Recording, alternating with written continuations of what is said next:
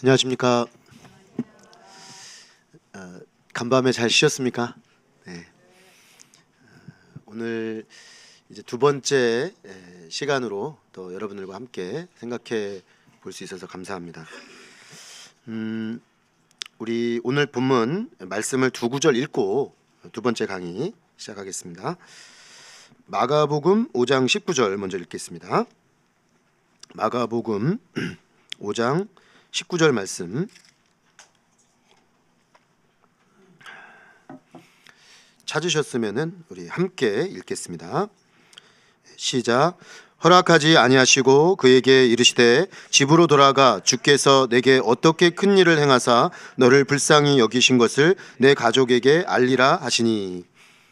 다음은 마태복음 28장 19, 20절 말씀입니다.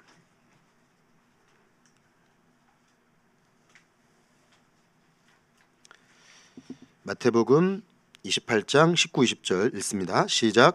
그러므로 너희는 가서 모든 민족을 제자로 삼아 아버지와 아들과 성령의 이름으로 세례를 베풀고 내가 너희에게 분부한 모든 것을 가르쳐 지키게 하라. 볼지어다 내가 세상 끝날까지 너희와 항상 함께 있으리라 하시니라. 아멘. 오늘 두 번째 강의 제목은 가정과 교회에 하나님 나라가 오게 하소서입니다. 잠깐 기도하겠습니다. 하나님 아버지, 어저께 내 안에 또 우리 안에 하나님 나라가 오게 하소서라는 제목으로 하나님 나라가 예수 그리스도를 통해서 우리에게 이미 왔고 우리가 성령으로 말미암아 믿음으로 이 하나님 나라의 백성이 되었고 또 우리 하나님 나라의 백성으로서의 놀라운 특권을 소유한 자가 된 자들로서 어떻게 또 우리 안에 이 하나님 나라의 참 통치를 구체화 시켜갈 것인지, 그러기 위해서는 우리가 이 성령과 말씀 안에서 어떻게 우리의 마음 중심부를 다루어 가야 하는지를 배울 수 있게 하여 주셔서 하나님 참으로 감사합니다. 오늘 이제 두 번째 시간으로 이러한 그 영적 형성과 영적 변화의 중요한 장으로서의 가정과 교회라는 문맥 속에서 이 부분들을 다루어감을 한번 살펴보기를 원합니다.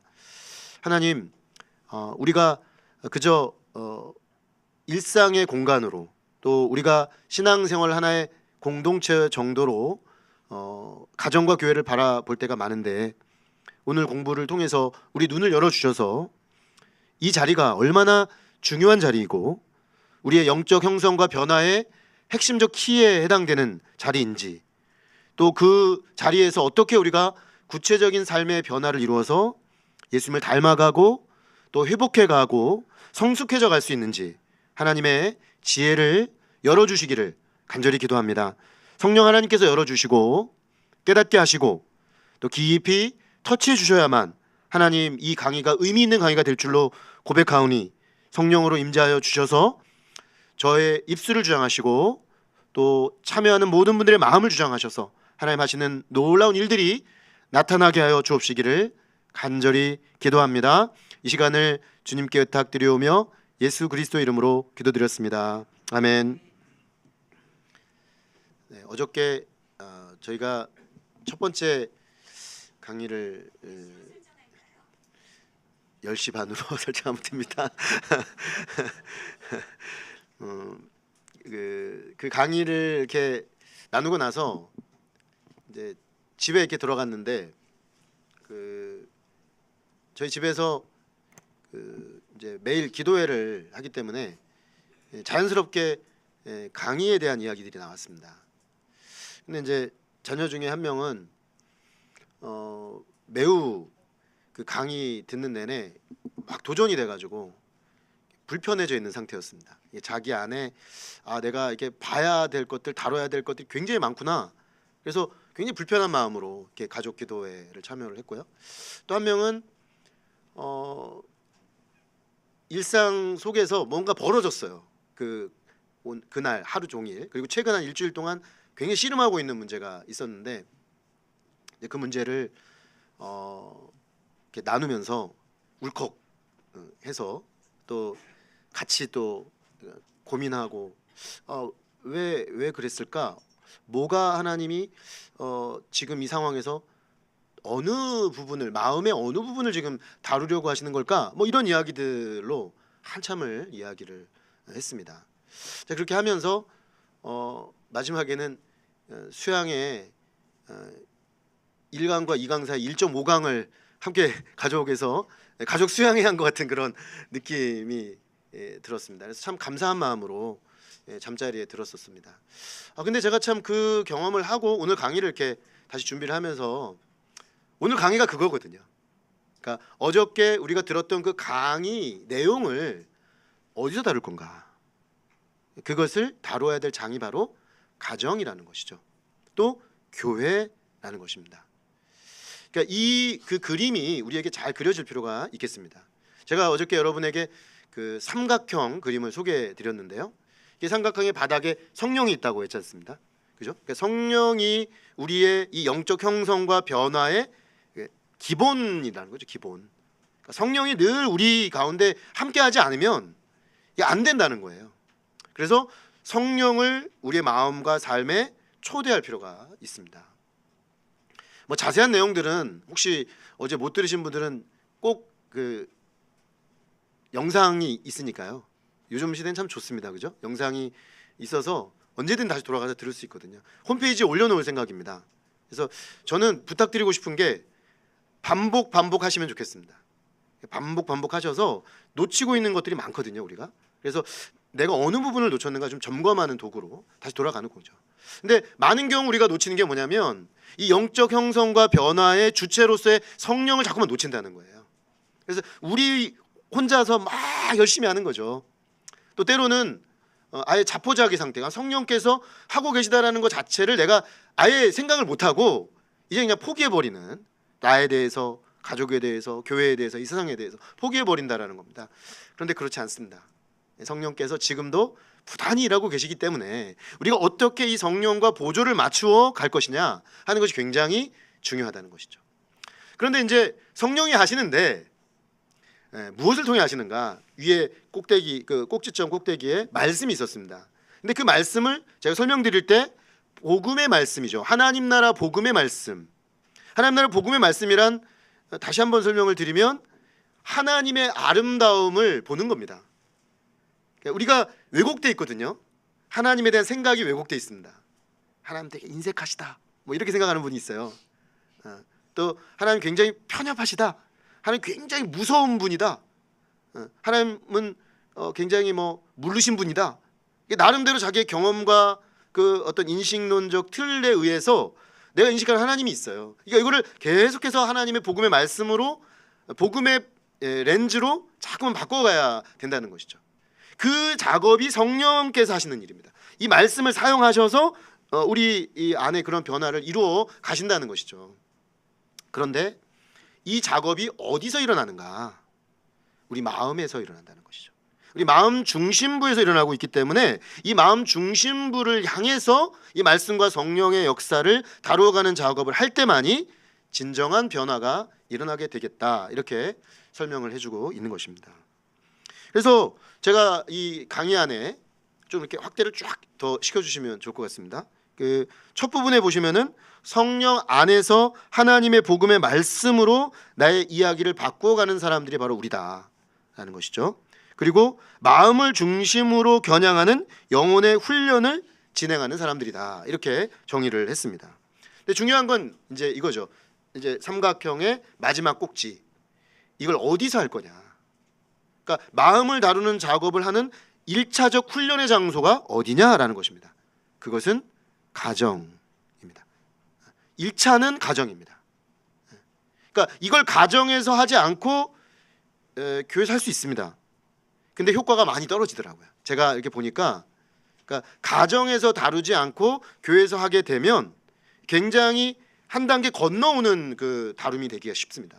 근데 진짜 아주 리얼하고 적나라하게 다루는 장은 가정이에요. 그래서 이 가정이라는 장 속에서 이걸 어떻게 다뤄갈 것이냐 한 것이 굉장히 중요하고요. 그리고 그 토대 위에서, 가정에서 다루는 토대 위에서 그러면 교회 안에서 이걸 어떻게 다뤄갈 거냐라는 그림이 필요하다는 것입니다. 자, 이거는 우리 개개인에게 이 그림이 있어야 돼요. 이 개개인에게 이 그림이 없으면 가정이란 장이 이미 있지만 안 다룰 수 있습니다. 얼마든지 안 다루면서 살고 신앙생활을 할 수 있기 때문에 어떻게 다룰 거냐, 이걸 왜 다뤄야 되느냐, 어떤 지점에서 다뤄야 되느냐, 또 개별적으로 각 사람에게 보면 나는 어떤 영역에서 지금 다루어지고 있구나, 이런 부분들을 좀 진단해낼 필요가 있다는 것이죠. 그리고 나서 교회는 그러면 앞서 말한 이것들을 어떤 방식으로 다뤄가야 하는가, 왜 다뤄야 하는가. 그러니까 이 얘기는 필연적으로 교회는 뭔가 도대체, 교회에서 목사는 뭐하는 존재인가, 교회 생활을 한다는 건 뭐고, 우리가 교회 생활을 잘 한다는 건 어떤 그림인가, 이 그림을 좀 교체할 필요가 있다는 것입니다. 그리고 그걸 해야죠. 교회 와서 그걸 해야 우리가 정말로 변화되어 가고 영적 형성이 일어나는 놀라운 교회 생활을 할 수가 있게 된다는 것입니다.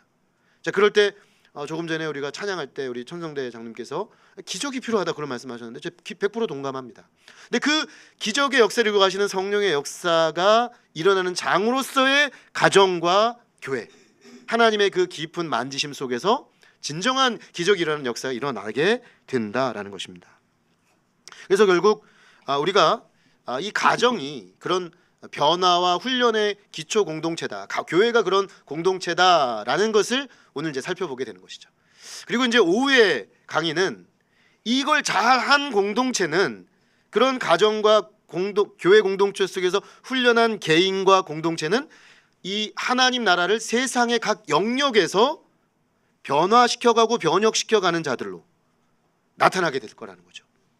그래서 이 세 개의 단계가 서로 순차적으로 논리적 연관관계를 가지고 있고요. 이 세 개는 서로 또 깊은 이 순환론적으로 왔다 갔다 하면서 영향을 주고받습니다. 그래서 저희가 이 큰 그림을 좀 그리면서 그래서 나 개인만도 아니고 가정만도 아니고 교회만도 아니고 이 하나님 나라가 펼쳐지는 세상의 장 속에서 이 거대한 회복의 장까지도 바라보면서 우리 개인을 다루고 가정을 다루고 교회를 다루는 쪽으로 나아가야 된다는 것입니다. 첫 번째로 가정에 하나님 나라가 오게 하소서를 살펴보겠습니다. 첫 번째 우리가 좀 생각해 볼 지점은 이겁니다. 예수님을 만난 사람들이 돌아간 곳이 어딘가라는 겁니다. 조금 전에 저희가 마가복음 5장 19절을 읽었습니다. 그 본문은 아주 유명한 본문이죠. 거라사의 광인, 그 사람이 회복된 다음의 이야기입니다. 우리는 이제 이 말씀 많이 들었기 때문에 잘 알죠. 이 거라사 광인이 귀신이 들렸거든요. 근데 귀신이 떼귀신, 레기온 6천 명의 떼귀신이 들어와가지고 이 사람의 인격을 지배하게 되었습니다. 근데 굉장히 흥미로운 지점은요, 이 사람이 그래서 어떻게 했냐면 집을 뛰쳐나옵니다. 집을 뛰쳐나와서 어디 사냐면 무덤 사이에 삽니다. 그러니까 이걸 뭘 의미하냐면 이 사람이 너무 많이 파괴되어서 일체의 사회적 관계를 맺을 수 없는 사람이 되었다는 것입니다. 그래서 무덤과 같이 홀로 거기 거하면서 막 소리를 지르고 돌아다니니까 얼마나 사회 부담이 됩니까? 그래서 쇠사슬로 묶어버렸습니다. 근데 이 귀신의 초자연적 능력이 이 사람을 다스리고 있으니까 막 이것도 끊어버리고 막 소리를 지르면서 막 무덤 사이에서 밤낮으로 소리를 지르고 있었다라는 것이죠. 사회에 엄청난 고민거리가 되었는데 누구도 이 사람의 문제를 해결할 수가 없는 것이죠. 근데 예수님께서 이 사람을 회복하실 때 내 이름이 무엇이냐 이렇게 묻죠. 내 이름이 무엇이냐? 제 이름은 군대니이다.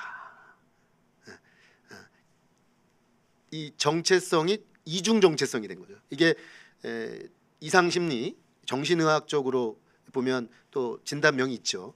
그러니까 자아가 둘이 왔다 갔다 하는 겁니다. 두 자아가 왔다 갔다 하면서 자기 안에서 싸우고 있는 거죠. 예수님이 그 정체를 드러내신 다음에 귀신을 쫓아내시죠. 그 엄청난 대가를 치르십니다. 2,000마리 돼지 떼에게 이 귀신을 넣어서 몰살하게 되죠. 우리가 생각할 때 이런 일을 하면 상을 줘야 되거든요. 제가 여러분들에게 좀 부끄럽지만 제가 상 받은 거를 카톡에 나눴거든요. 이제 그 이유는 하나님이 우리 가운데 하신 일들을 좀 우리 성도님들하고 나누고 싶어서 좀 부끄럽지만 한 거거든요. 근데 잘 보십시오. 한 청년이 저희 교회 공동체와 또 우리 교회 공동체 협력한 적어도 한 8개에서 9개 기관이 협력을 해서 이 청년이 마치 완전히 고립돼서 제가 볼 때 오늘날의 무덤은 고시원일 수 있겠다 생각이 듭니다. 고립 청년이라는 표현을 씁니다. 요즘 이 고립 청년 문제에 엄청난 관심이 있습니다. 우리 그 공공기관들이. 그래서 여기에 막대한 예산을 편성하고요. 어마어마하게 막 지금 쏟아붓고 있어요. 서울시에서 관심이 많기 때문에 이 청년, 회복된 청년이 서울시장 앞에서 자기 사례 발표를 했습니다. 서울시장이 이렇게 다 듣고 나서 이렇게 말했어요. 고립 청년 맞으세요? 너무 말도 잘하시고 이렇게 건강한데 잘 안 믿겨진다고 그렇게 얘기하셨어요. 시장이. 실제로 그 정도로 큰 변화가 일어난 거죠. 그러니까 이게 어마어마하게 주목을 하고 있는 거예요. 여러분 칭찬해 주는 거예요. 세상도. 왜냐하면 이런 사람들을 돕고 싶은데 못 돕는 거예요. 아니 발굴 자체가 안 됩니다. 애들이 청년들이 엄청나게 고립돼 있는데요. 다 홀로 어딘가에 고립돼 있습니다. 저는 이 거라사 청년의 모습이 오늘 우리 한국 사회의 수많은 청년들의 모습이겠다 생각합니다. 근데 이 한 사람이 살아나니까 막 칭찬해 주잖아요. 이게 정상적인 사회죠. 그런데 당시 거라사 동네는 그렇지 않았습니다. 왜냐하면 2,000명의 떼귀신을 이렇게 쫓아내는 과정에서 이 돼지떼를 희생했거든요. 경제적 가치에 아주 깊이 골몰해 있었기 때문에 한 사람이 살아나는 가치를 모르는 거죠. 그러니까 그 예수님을 쫓아내죠. 동네에서. 그런데 굉장히 흥미로운 장면은 이 귀신 들렸다가 나음을 입은 이 청년이 말끔하게 회복이 돼가지고요. 예수님 앞에 무릎을 딱 꿇습니다. 그리고 요청합니다. 당신의 제자가 되고 싶습니다. 당신을 따르겠습니다. 여러분 이런 장면이라면 굉장히 익숙하잖아요. 그럼 예수님이 그래 나를 따르라 이렇게 하셔야 되잖아요. 그리고 그는 이후로 주님의 제자로서 뭐 순교했다 이런 스토리가 나와야 되는 거 아니겠습니까? 근데 놀라운 말씀하세요. 예수님이 아니 너 나 따라오지 마 그러세요. 너 따라오지 마. 사실 뭐 그런 사람 많잖아요. 이미 예수님 따라다니는 사람들 많기 때문에 너는 내 집으로 돌아가라 이렇게 얘기하십니다. 저는 이 본문을 여러 번 반복해서 연구하면서 이 말씀이 굉장히 신선했어요. 예수님이 왜 집으로 돌아가라지 이 사람을? 왜 제자로 따라오라고 안 하시지? 그리고 궁금한 거예요. 이 청년은 집으로 돌아간 이후 어떻게 되었을까? 마치 이런 거랑 비슷합니다. 여러분 모든 동화가 어떻게 끝납니까? 신데렐라가 이제 왕자님을 만나서 오래오래 행복하게 살았더라. 그죠? 백설공주가 숲속에 잠자는 미녀가 왕자님을 만나서 결혼해서 오래오래 행복하게 살았더라.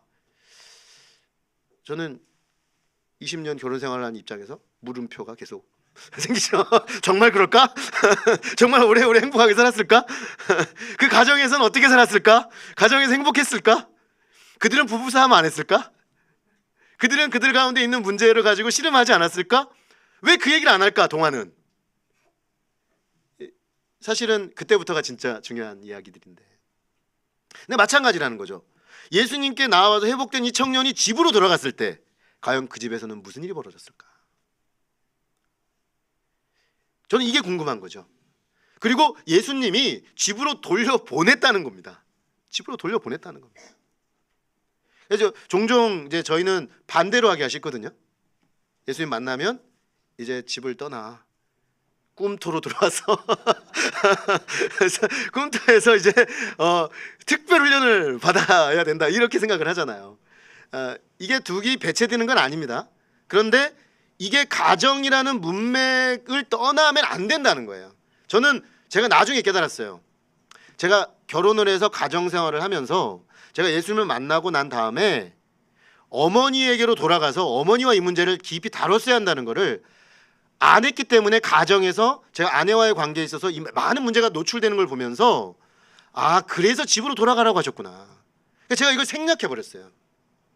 생략하다 보니까 저의 가정 생활에 문제가 생기는 거죠. 그러니까 제가 영적으로 변화되는 형성 과정에 있어서 심각한 하나의 결함이 생겼던 거예요. 장이 부재하다는 거죠. 다만 제가 이제 교회 공동체, 신앙 공동체 속에서 많이 다뤘어요. 다행히. 그런데 한계가 있더라는 겁니다. 제가 하나의 본문을 좀 더 읽을까요? 누가복음을 한번 찾아보겠습니다. 누가복음 7장 15절 말씀입니다.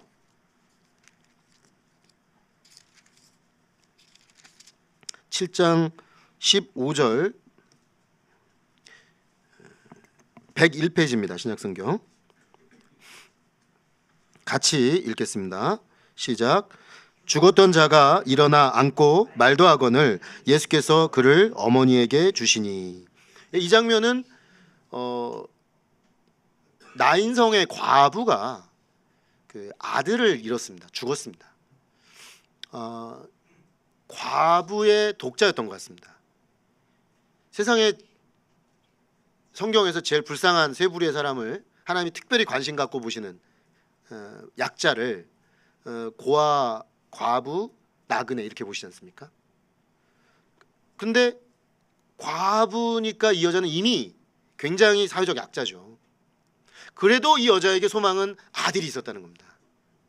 이 아들 하나 소망 두고 정말 인생을 열심히 살았을 텐데 이 아들이 죽어버렸습니다. 이 엄마가 얼마나 고통이 컸겠습니까? 인생 끝난 거죠, 사실은. 그래서 그 장례 행렬이 너무나 슬프게 이게 나오는 것을 예수님이 딱 마주치시면서 관에다가 손을 대시죠. 이게 구약 율법을 아는 사람은 깜짝 놀랄 일입니다. 관에 손을 댄 순간 내가 부정해지거든요. 근데 예수님은 상관이 없습니다. 왜냐하면 이 부정이 예수님에게 옮아오는 게 아니라 예수님의 생명이 이 죽음이 만들어내는 부정을 압도하는 거죠. 딱 멈추신 다음에 시체를 향해 말씀하십니다. 청년아, 내가 내게 말하노니 일어나라! 이렇게 말씀하십니다. 시체가 주의 말씀을 듣고 반응해서 일어납니다. 이 장면도 되게 중요합니다. 우와, 할렐루야! 이렇게 끝나기 쉽잖아요. 근데 본문이 어떻게 끝나냐면 예수님이 이 청년을 어머니에게 돌려줬다, 이렇게 말했습니다. 어머니에게 돌려줬다. 그러니까 결국 회복된 이 청년이 이제 어머니와 함께 삶 속에서 이제 진짜의 새 삶이 시작되는 거죠. 그 새 삶 속에서 저는 제 과부의 아들 아닙니까? 과부의 원앤 온리 선은 아니죠. 근데 독자입니다. 그래서 약간 그 감정이입이 좀 돼요. 이 본문을 볼 때마다. 그런데 다시 살아나서 어머니께 돌아간 과부의 독자는 어떨까요? 여러분, 과부의 독자의 삶의 무게를 혹시 아시나요? 저는 나중에 알았어요. 제가 굉장히 그걸 무게를 너무 많이 느끼고 있었다는 거. 고등학교 내내 아버지가 중3 때 돌아가시고 3년 내내 짓눌려 있었던 것 같아요. 왜냐하면 아버지 돌아가시고 나서 어머니가 저를 원래 뭐 특별하게 생각한 아들이었긴 했지만 이제는 아들이면서 남편이면서 애인이면서 또 하나님이에요. 제가 우리 어머니 인생의 솔루션이에요. 이거 너무 힘든 거예요. 그때는 몰랐어요. 나중에 아는 것 같아요. 아, 내가 그때 그래서 힘들었구나. 그 짐을 제가 지고 해결하려고 그냥 몸부림치며 살았어요. 그래서 머리부터 발끝까지 안 아픈 곳이 없었습니다. 영혼도 다 갈기갈기 망가져 있었고 제 몸도 다 망가져 있었죠. 그래서 저는 대학교 들어와서 예수님 만나고 난 뒤로 가능한 집에 안 갔습니다. 또 나름 제가 이 속한 공동체에 명분을 좀 주는 것 같았어요. 열심히 주님을 섬겨야 되니까. 내가 바쁜데 언제 가냐 이런 명분으로 안 가는 거죠. 근데 제가 이 본문을 보면서 내가 하나님의 방향에 합당하게 가지 않았구나. 아까 그 연장선상에서 또 보게 되는 거죠. 집으로 돌아가서 내가 어머니와 풀어내야 될 것들이 있었다는 거죠. 왜곡된 관계 속에서 제 안에 형성되어져 있는, 그리고 그게 저의 지금 영적 성장과 영적 성승과 예수님을 닮아가는 그 관계적 존재로서의 저의 깊은 곳들을 하나도 다루지 않은 채로 그저 남겨놓게 만들었다는 것을 알게 되었습니다. 여러분 말라기서 구약 성경 마지막 성경입니다.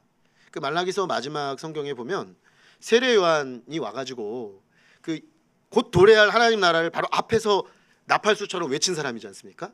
그러니까 세례 요한의 사역은 곧 예수님의 사역과 바로 직결되는데요.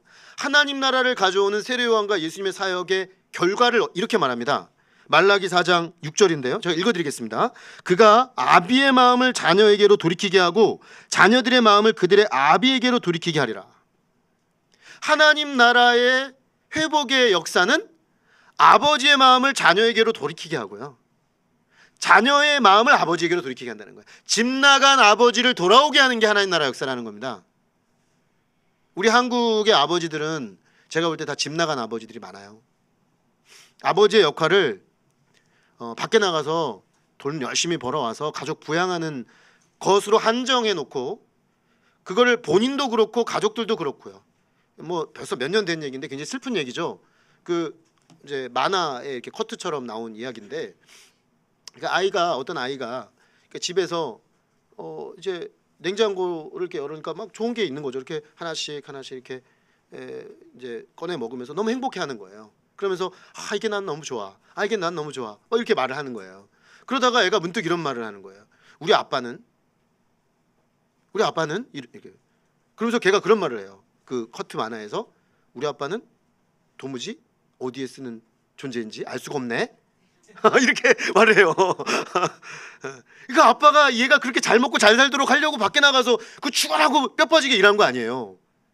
그런데 애들은 아빠가 옆에 없기 때문에, 건강한 관계를 맺으면서 함께 회복한 과정을 거친 적이 없기 때문에 아빠는 도대체 쓸모가 없는 존재가 돼버린 거예요. 그러니까 이제 아빠는 집에 들어오면 서먹서먹해요. 그러니까 이제 가끔 이제 애들이 하는 행동을 괘씸하죠.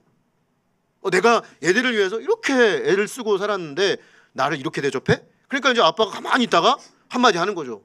근데 이게 굉장히 화난, 그러니까 쓸모없는 아버지인데 화까지 내요. 그러니까 이게 이상한 거예요. 가정이 이상해지는 거예요. 여기서 애들이 망가지는 거죠. 우리 아빠 이상하다. 나 집이 싫다. 나 집에 있고 싶지 않아. 이러면서 애들이 뛰쳐나가는 거예요. 그럼 이제 아버지는 이해가 안 되는 거예요. 내가 이 가정을 정말 살리고 회복하려고 이렇게까지 했는데 뭐가 아쉬워서, 이제 아버지 이 얘기가 나오죠. 뭐가 아쉬워서 이제 이렇게 되는 거죠. 내가 이렇게까지 했는데 뭐가 아쉬워서 니들이 이렇게 하는 거야. 이렇게 되어버리는 거죠. 이제 이 아버지들이 이제 다시 집을 나가죠. 이 아버지들이 나갑니다. 이게 화가 나가지고요. 가정이 완전 붕괴돼 버리는 거예요. 오늘 말씀은 하나님 나라의 회복은 그거를 회복하는 일이라는 거예요. 그 집 나간 아버지를 다시 돌아와서 아들들과의 관계를 회복하는. 그리고 아버지가 또 그렇게 할 뿐만 아니라 아이들도 돌아와서 아버지와 화해하고 회복되는, 그게 진짜 하나님 나라의 역사라는 거죠. 그게 일어나는 장이 바로 가정이라는 것입니다. 그래서 우리가 가정을 이렇게 바라볼 필요가 있습니다. 여러분, 가정이 너무 중요합니다. 그냥 제가 일상적인 말씀을 드리는 게 아니고, 이건 성경적인 의미에서도 그렇고, 우리가 회복적 차원이라는, 우리 사회와 이 국가 회복은요 사실 가정 회복하고 깊이 맞물려 있습니다. 이게 성경적으로 깊은 원리가 있어요, 이 안에. 그렇기 때문에 사회 회복을 말하기 전에 먼저 가정이 회복돼야 됩니다. 근데 문제는 오늘 가정이 얼마나 파괴되고 해체되고 있습니까? 가정이 잘 만들어지지도 않고요, 만들어진 가정들이 속히 해체되고요, 그 해체된 가정들 속에서 상처받은 부부와 그 자녀들이 너무너무 고통을 받고 있어요. 저는 이걸 정죄의 관점에서 말씀드리는 것이 아니라 그냥 서술적으로 현상적 관점에서 말씀드리는 겁니다. 이 속에서 너무나 고통하고 있는데 어디에도 이런 사람들을 치유하고 회복하는 이야기들을 하는 곳이 없다는 겁니다. 그래서 이거를 회복해야 된다는 것은 알고 있습니다. 제가 이번에 한 그 사람을 회복하는 과정에서 그 협의체 활동을 하는데, 그 협의체에 성북구 가족센터 센터장님이 오시더라고요. 처음에는 저는 그분이 안 들어왔어요, 제 눈에. 그럼 여러분들이 오시니까요. 근데 이제 이 일을 이렇게 해가는 과정에 그분이 저에게 다가오시는 거예요.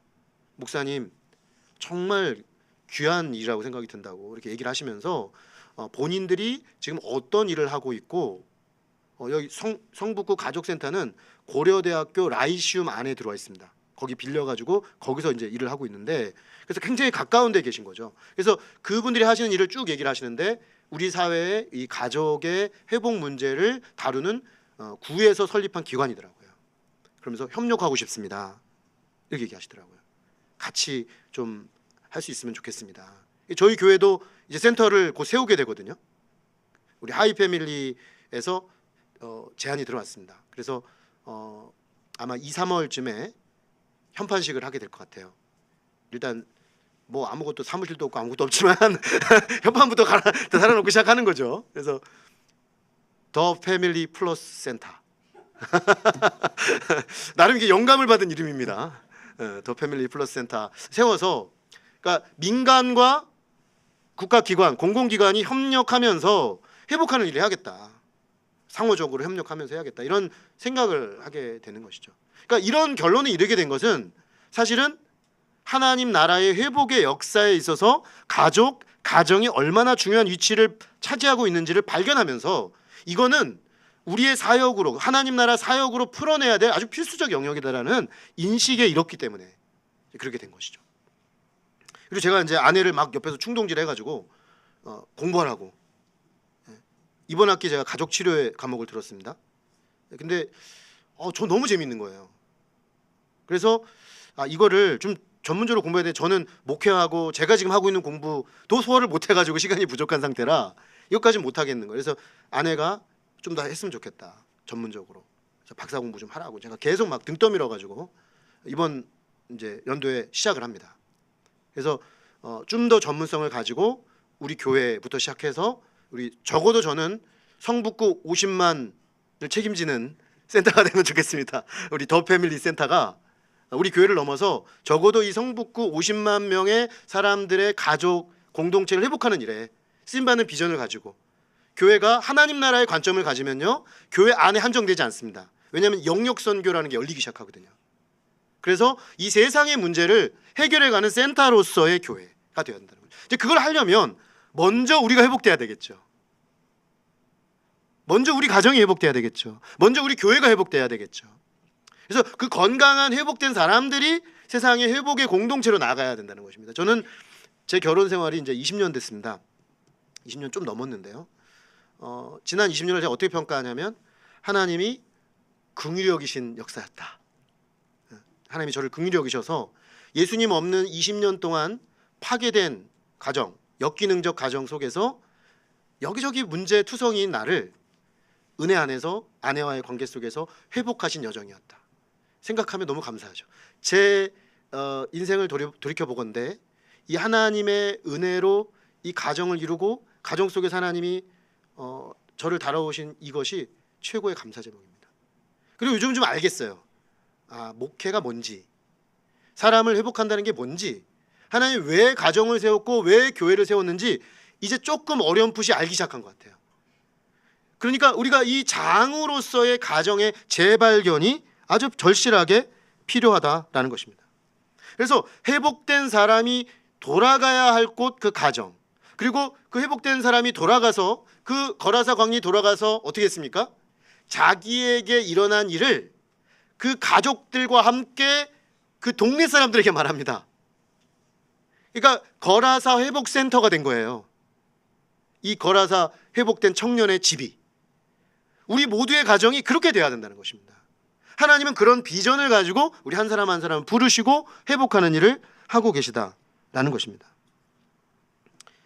자, 이 지점에서 우리 가정 또는 가족이 차지하고 있는 그 위치를 한번 다시 좀 자리매김해 봅니다. 그것은 하나님 사랑에서 이웃 사랑으로 나아가는 중간 기착지인 겁니다. 그러니까 우리가 구원받는 것은 하나님과 나 사이의 1대1의 수직적 차원의 문제입니다. 우리가 도래한 하나님 나라의 복음을 영접하고 회개하고 믿음으로 성령으로 거듭나서 하나님 백성이 되면 이제 우리는 하나님을 가장 사랑하는 인생을 사는 회복된 한 개인이 됩니다. 자, 그런데 주님은 이 사랑이 십자가지 않습니까? 이게 더 패밀리 플러스의 플러스는 십자가입니다. 의미를 부여하기 나름인 거죠. 십자가. 이 십자가는 수직적 차원이 있고 수평적 차원이 있습니다. 수평적 차원은 땅 끝까지 이르러 주님의 제자를 삼는 일이죠. 다르게 말하면 이웃사랑입니다. 그런데 이 수직적 차원이 수평적 차원으로 가능하려면 이 중간에 이 수직적 사랑을 통해서 수평적 차원을 힘있게 감당할 수 있는 공간으로서의 가정이 필요하다는 것입니다. 그러니까 가정이 든든하게 서야 됩니다. 가정이 든든하게 서지 않으면 교회가 흔들립니다. 여러분 그런 경험들 있으실 거예요. 교회 왔는데 계속 화가 나 있는 자신을 볼 때가 있을 겁니다. 여러분 교회 때문에 화가 났다고 생각하기 쉽습니다. 왜냐하면 교회에서 막 보여요. 막 이것도 마음에 안 들어, 저것도 마음에 안 들어. 이놈의 교회는 이거 언제 변화될 거야? 막 이러면서 이제 화가 막 나 있어요. 근데 여러분 그게 교회에 화가 난 걸까요? 저는 가만히 생각을 해보니까 집에서 화가 나 있었어요. 사실 집에서 화가 나 있었는데 교회에서 어떤 문제가 이 꼬투리가 되는 거예요. 꼬투리가. 그래가지고 교회에서 화를 내고 있는 거예요. 그러니까 교회가 막 분쟁하고 다투고 막 사람들이 힘들어하잖아요. 근데 사실 그 배후에는 어떤 문제가 있냐면 가정의 문제가 있습니다. 그러니까 교회들이 건강한 교회로 건강하게 세워져 가려면 반드시 가정을 건강하게 세워야 됩니다. 평안한 교회가 좋잖아요. 그 오면 편안하고 사람들이 편안하고 따뜻하게 맞아주고 환대해주고 아마 들어주고 정말 사랑해주고 이런 걸 기대하잖아요. 근데 웬걸요? 각 가정이 지금 막 지옥 입구에서 지금 왔다 갔다 하고 있는데 어떻게 평안합니까? 교회에 와서 평안할 수가 없는 거죠. 그래서 나도 여기서 좀 치료 좀 받고 싶다, 돌봄도 받고 싶다, 다 그런 마음이니 교회에 오는데 누가 그걸 경험합니까? 다 그런 상태인데 안 된다는 거죠. 그러니까 어떻게 하면 가정을 정말 천국 공동체로, 하나님 나라 공동체로 만들어 갈 거냐. 교회는 그거에 관심을 가지고, 목회자는 또 우리 교회 성도들은 관심을 가지고 나와 우리 가정, 우리 성도들의 가정을 함께 세워가는 일을 집중해야 된다는 것입니다. 그러니까 요 관점을 우리가 깊이 회복을 하게 되면 이제 가정을 세워가는 일이 목회, 교회의 본질적 사역이구나 하는 것을 동의할 수밖에 없게 되는 것이죠. 이제 요게 되면요, 이제 가정의 건강함을 통해서 이제 교회의 건강성이 담보되거든요. 그러면 교회 공동체는 사회 변혁 공동체로 움직여가기 시작합니다. 저의 최종적 꿈은 제가 담임 목회를 시작하면서 르뎀나무 교회를 섬기면서 제가 염두에 두었던 최종적 꿈은 뭐냐면 우리 교회 공동체의 성도들이 사회 구석구석으로 들어가서 사회 변혁적 하나님의 통로가 되기를 바라는 그런 사람들을 세우는 꿈이 저에게 있습니다. 그래서 제가 아브라함 카이퍼를 제 박사학위 논문 주제로 택한 겁니다. 왜냐하면 그것을 가장 실천적으로 이론적으로 잘 정립하고 실천해 낸 인물이기 때문에 그런 것이죠. 그런데 이제 이게 잘 안 돼요. 사실은 잘 안 됩니다. 왜냐하면 여러분 그런 거 보신 적 있습니까? 아주 이름난 사회 운동가가 아주 영향력 있는 사회적 변혁을 초래하는 소람으로 막 성장을 했는데 갑자기 붕괴된 이야기들 많이 들으셨을 겁니다. 많이 봅니다. 저희가 주변에서. 저는 기독교 사회 운동가들, 일반 세상의 사회 운동가들 가운데 그런 문제 굉장히 많이 봅니다. 근데 나중에 보면 어디서 무너졌냐? 가정에서 무너져 있습니다. 가정에서 사실 무너져 있었던, 가정이 이 사회 변혁을 가능케 하는 기초 공동체가 아니었어요. 가정을 내팽개 쳐놓고 했어요. 그러니까 어느 시점까지는 가능해요. 그런데 더 이상 가능하지 못한 상태로 붕괴돼 버립니다. 개인도 붕괴하고 가정도 붕괴하고 그가 이루었던 그 변혁 운동도 폄하되죠. 그 소중한 일이었는데도 불구하고. 이거는 교회 사역자도 마찬가지입니다. 교회 사역자들도요, 갑자기 절정에서 푹 무너집니다. 개인 영성, 개인 경건 문제 있습니다. 물론. 그런데 사실은 가정이 건강하게 세워지지 않은 채로 사역을 하고 있는 거죠. 요즘은 신학교 입학 당시에 이제 교수님들이 심층 면접을 하시는데요, 정신질환 부분을 많이 봅니다. 그러니까 정신적으로 문제를 가지고 있는 이 목회 후보생들이 목회자가 되고 교회를 섬기면 심각한 거죠. 그러니까 적어도 자기의 문제를 알고 다루고는 있어야 됩니다. 있을 수는 있어요. 여러분 안 아픈 사람이 어디 있습니까? 다 아픕니다. 사실은 정도의 차이일 뿐. 우리 다 아픈 사람들이거든요. 어떤 면에서는 진단하면 다 나옵니다. 진단명이. 예. 근데 중요한 건 그걸 인식하고 다루는 사람이냐, 전혀 인식조차 없고 그냥 살고 옆에 사람이 고통을 주는데 고통을 주는지도 모르고 사느냐, 이 차이일 뿐인 거죠. 그러니까 이런 부분들을 드러내고 다룰 수 있는 사람이어야 적어도 자기가 자기를 다루고 가정을 다루고 교회를 그렇게 다뤄갈 수 있는 사람이 될 수 있다, 이렇게 말할 수 있는 것이죠.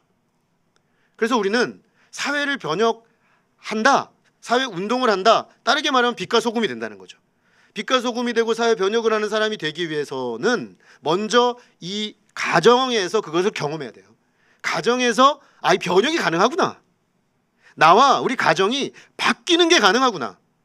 여러분 이것이 가정에서 확신이 없는데 어떻게 세상에 가서 이걸 확신 있게 선포합니까? 그러니까 지금 당장 내가 잘 안 되면요, 일단 가정부터 끌어안고 씨름해야 된다고 저는 봅니다. 세상을 변화시키는 건 좀 유보하더라도요. 그래서 여기서 내가 이것이 정말 가능하구나, 그리고 어떻게 가능한지를 구체적으로 알아야 됩니다. 여기에는 하나의 원리가 있고 메커니즘이 있고 방법이 있습니다. 하나님은 위에서 그냥 탁 선포해 놓고요, 알아서 해 이렇게 하시는 분이 아닙니다. 오셔가지고 그 길을 다 만들어 놓으시고 사실은 매뉴얼까지 다 주셨습니다. 성경에 주의 깊게 성경을 연구해서 가정 속에서 이걸 어떻게 회복해 가는지, 교회에서 어떻게 회복해 가는지를 연구해서 우리에게 적용해 가는 작업들을 반드시 해야 한다는 것입니다. 그래서 달라스 윌라드가 한 말을 저희가 한번 읽어보겠습니다. 그 따옴표로 되어 있는 부분입니다. 시작.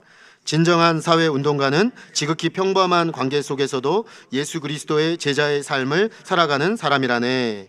그러니까 사회 운동은 행함의 문제가 아니라 존재 방식의 문제다. 그러니까 진짜 강력한 사람은요, 존재로 말하는 사람들이에요. 이제 보통 우리 그런 사람들을 카리스마가 있다라고 말하죠. 이제 사회적으로 이렇게 유명한 인물들을 만날 때 그 두 부류의 사람이 있는 것 같습니다. 저도 이제 교계에서나 일반 사회에서 이름 있는 분들 이렇게 만난 적이 있어요. 그러면 딱 둘로 갈리더라고요. 근데 좀 더 많은 쪽은 어떤 쪽이냐면 이름과 실제가 잘 부합하지 않는 사람들이 많더라고요. 어떤 이유에선가 그 사람이 떴어요. 쉽게 말하는, 소위 말하는 교계에서도 뜰 수 있고 사회에서도 뜰 수 있어요. 굉장히 알려져 있어요. 그래서 막 사모하는 마음으로 만나죠. 근데 정작 만나보면 허명이구나, 이게 이름은 있는데 실체가 좀 없구나, 이런 생각이 들 때가 많아요. 근데 가끔 이런 분들을 만납니다. 명불허전. 와, 정말 내가 그 사람에 대해 들었던, 그 사람에게 부여됐던 어떤 그 권위라는 게 실제로 어마어마한 내적 존재 힘, 그러니까 그 사람 앞에 서 있는 게 하나님 앞에 서 있는 것처럼 느껴지는 그런 하나의 임재를 느껴요. 같이 있는데. 제가 그런 적이 있어요. 정말 어떤 설교자분이 제가 속했던 선교단체 간사들 모임에 오셨어요. 근데 들어오시는 데부터 갑자기 이게 좀 약간 오해하지 말고 드십시오, 성령의 임재가 충만해지는 느낌이 드는 거예요. 그리고 딱 앉으셔가지고 딱 15분 말씀 전하셨거든요. 말씀도 아주 평범해요. 그냥 뭐 성경에 있는 얘기 그냥 줄줄줄줄 하시는 거예요. 그런데 그 시간 동안에 너무 성령 충만해지는 거예요. 제 마음이. 그때 알았어요. 이게 정말 존재론적으로 그렇게 살아내는 사람은 엄청난 파워를 가지고 있구나. 제가 그때부터 사모함이 되더라고요. 내가 이런 사람이 돼야겠구나. 이걸 했고 저걸 했고, 그래서 이런 업적이 있고 저런 업적이 있고, 그것이 아니라 물론 그게 있어야겠죠. 근데 내 존재로 말할 수 있는, 존재와 내가 한 일이 부합된 사역자가 되야겠구나. 그래야 나 자신도 속지 않고 타인도 속이지 않겠구나, 이런 생각을 하게 되는 것이죠. 지금 달라스 윌라드가 하는 말이 그겁니다. 그런데 그 말에서 중요한 말이 이겁니다. 지극히 평범한 관계 속에서도, 여러분 그 지극히 평범한 관계가 매일매일 우리에게 가장 많이 펼쳐지고 다루어지는 곳이 어디입니까? 가족입니다. 가정입니다. 그러니까 가족관계, 가정관계에서 내가 지금 어떤 존재로 서 있고 어떻게 관계를 맺고 있냐, 이게 나예요. 사실은 이게 진짜 우리예요. 이게 진짜 우리 신앙이에요. 그러니까 딴 데 가서 자꾸 내 신앙을 얘기하려고 하고 입증하려고 하면 안 됩니다. 가짜일 가능성이 높습니다. 그러니까 가정에서 하나도 다루지 않으면서 교회에 와서 열심히 섬기는 거 감사한 일이죠. 담임 목사로서 교회 운영 입장에서 매우 감사한 일이죠. 도움이 됩니다. 그런데 안타깝습니다. 매우 안타까워요. 저는 차라리 이거 안 해도 좋으니까 가정에 가서 가정에서부터 회복하는 일부터 먼저 했으면 좋겠다는 게 제 진정한 심정입니다. 그래서 저는 교회 뭐 사역 뭐 못해도 됩니다. 교회 사역 너무 많이 할 필요 없습니다. 어떤 면에서는 우리가 존재론적으로 할 수 있는 만큼만 하면 됩니다. 되지도 않는데 뭐 이것도 하고 저것도 하려다가 오히려 문제만 일으킬 수 있거든요. 열심히 했는데 나중에 보니까 더 큰 어려움을 줄 수 있습니다. 오히려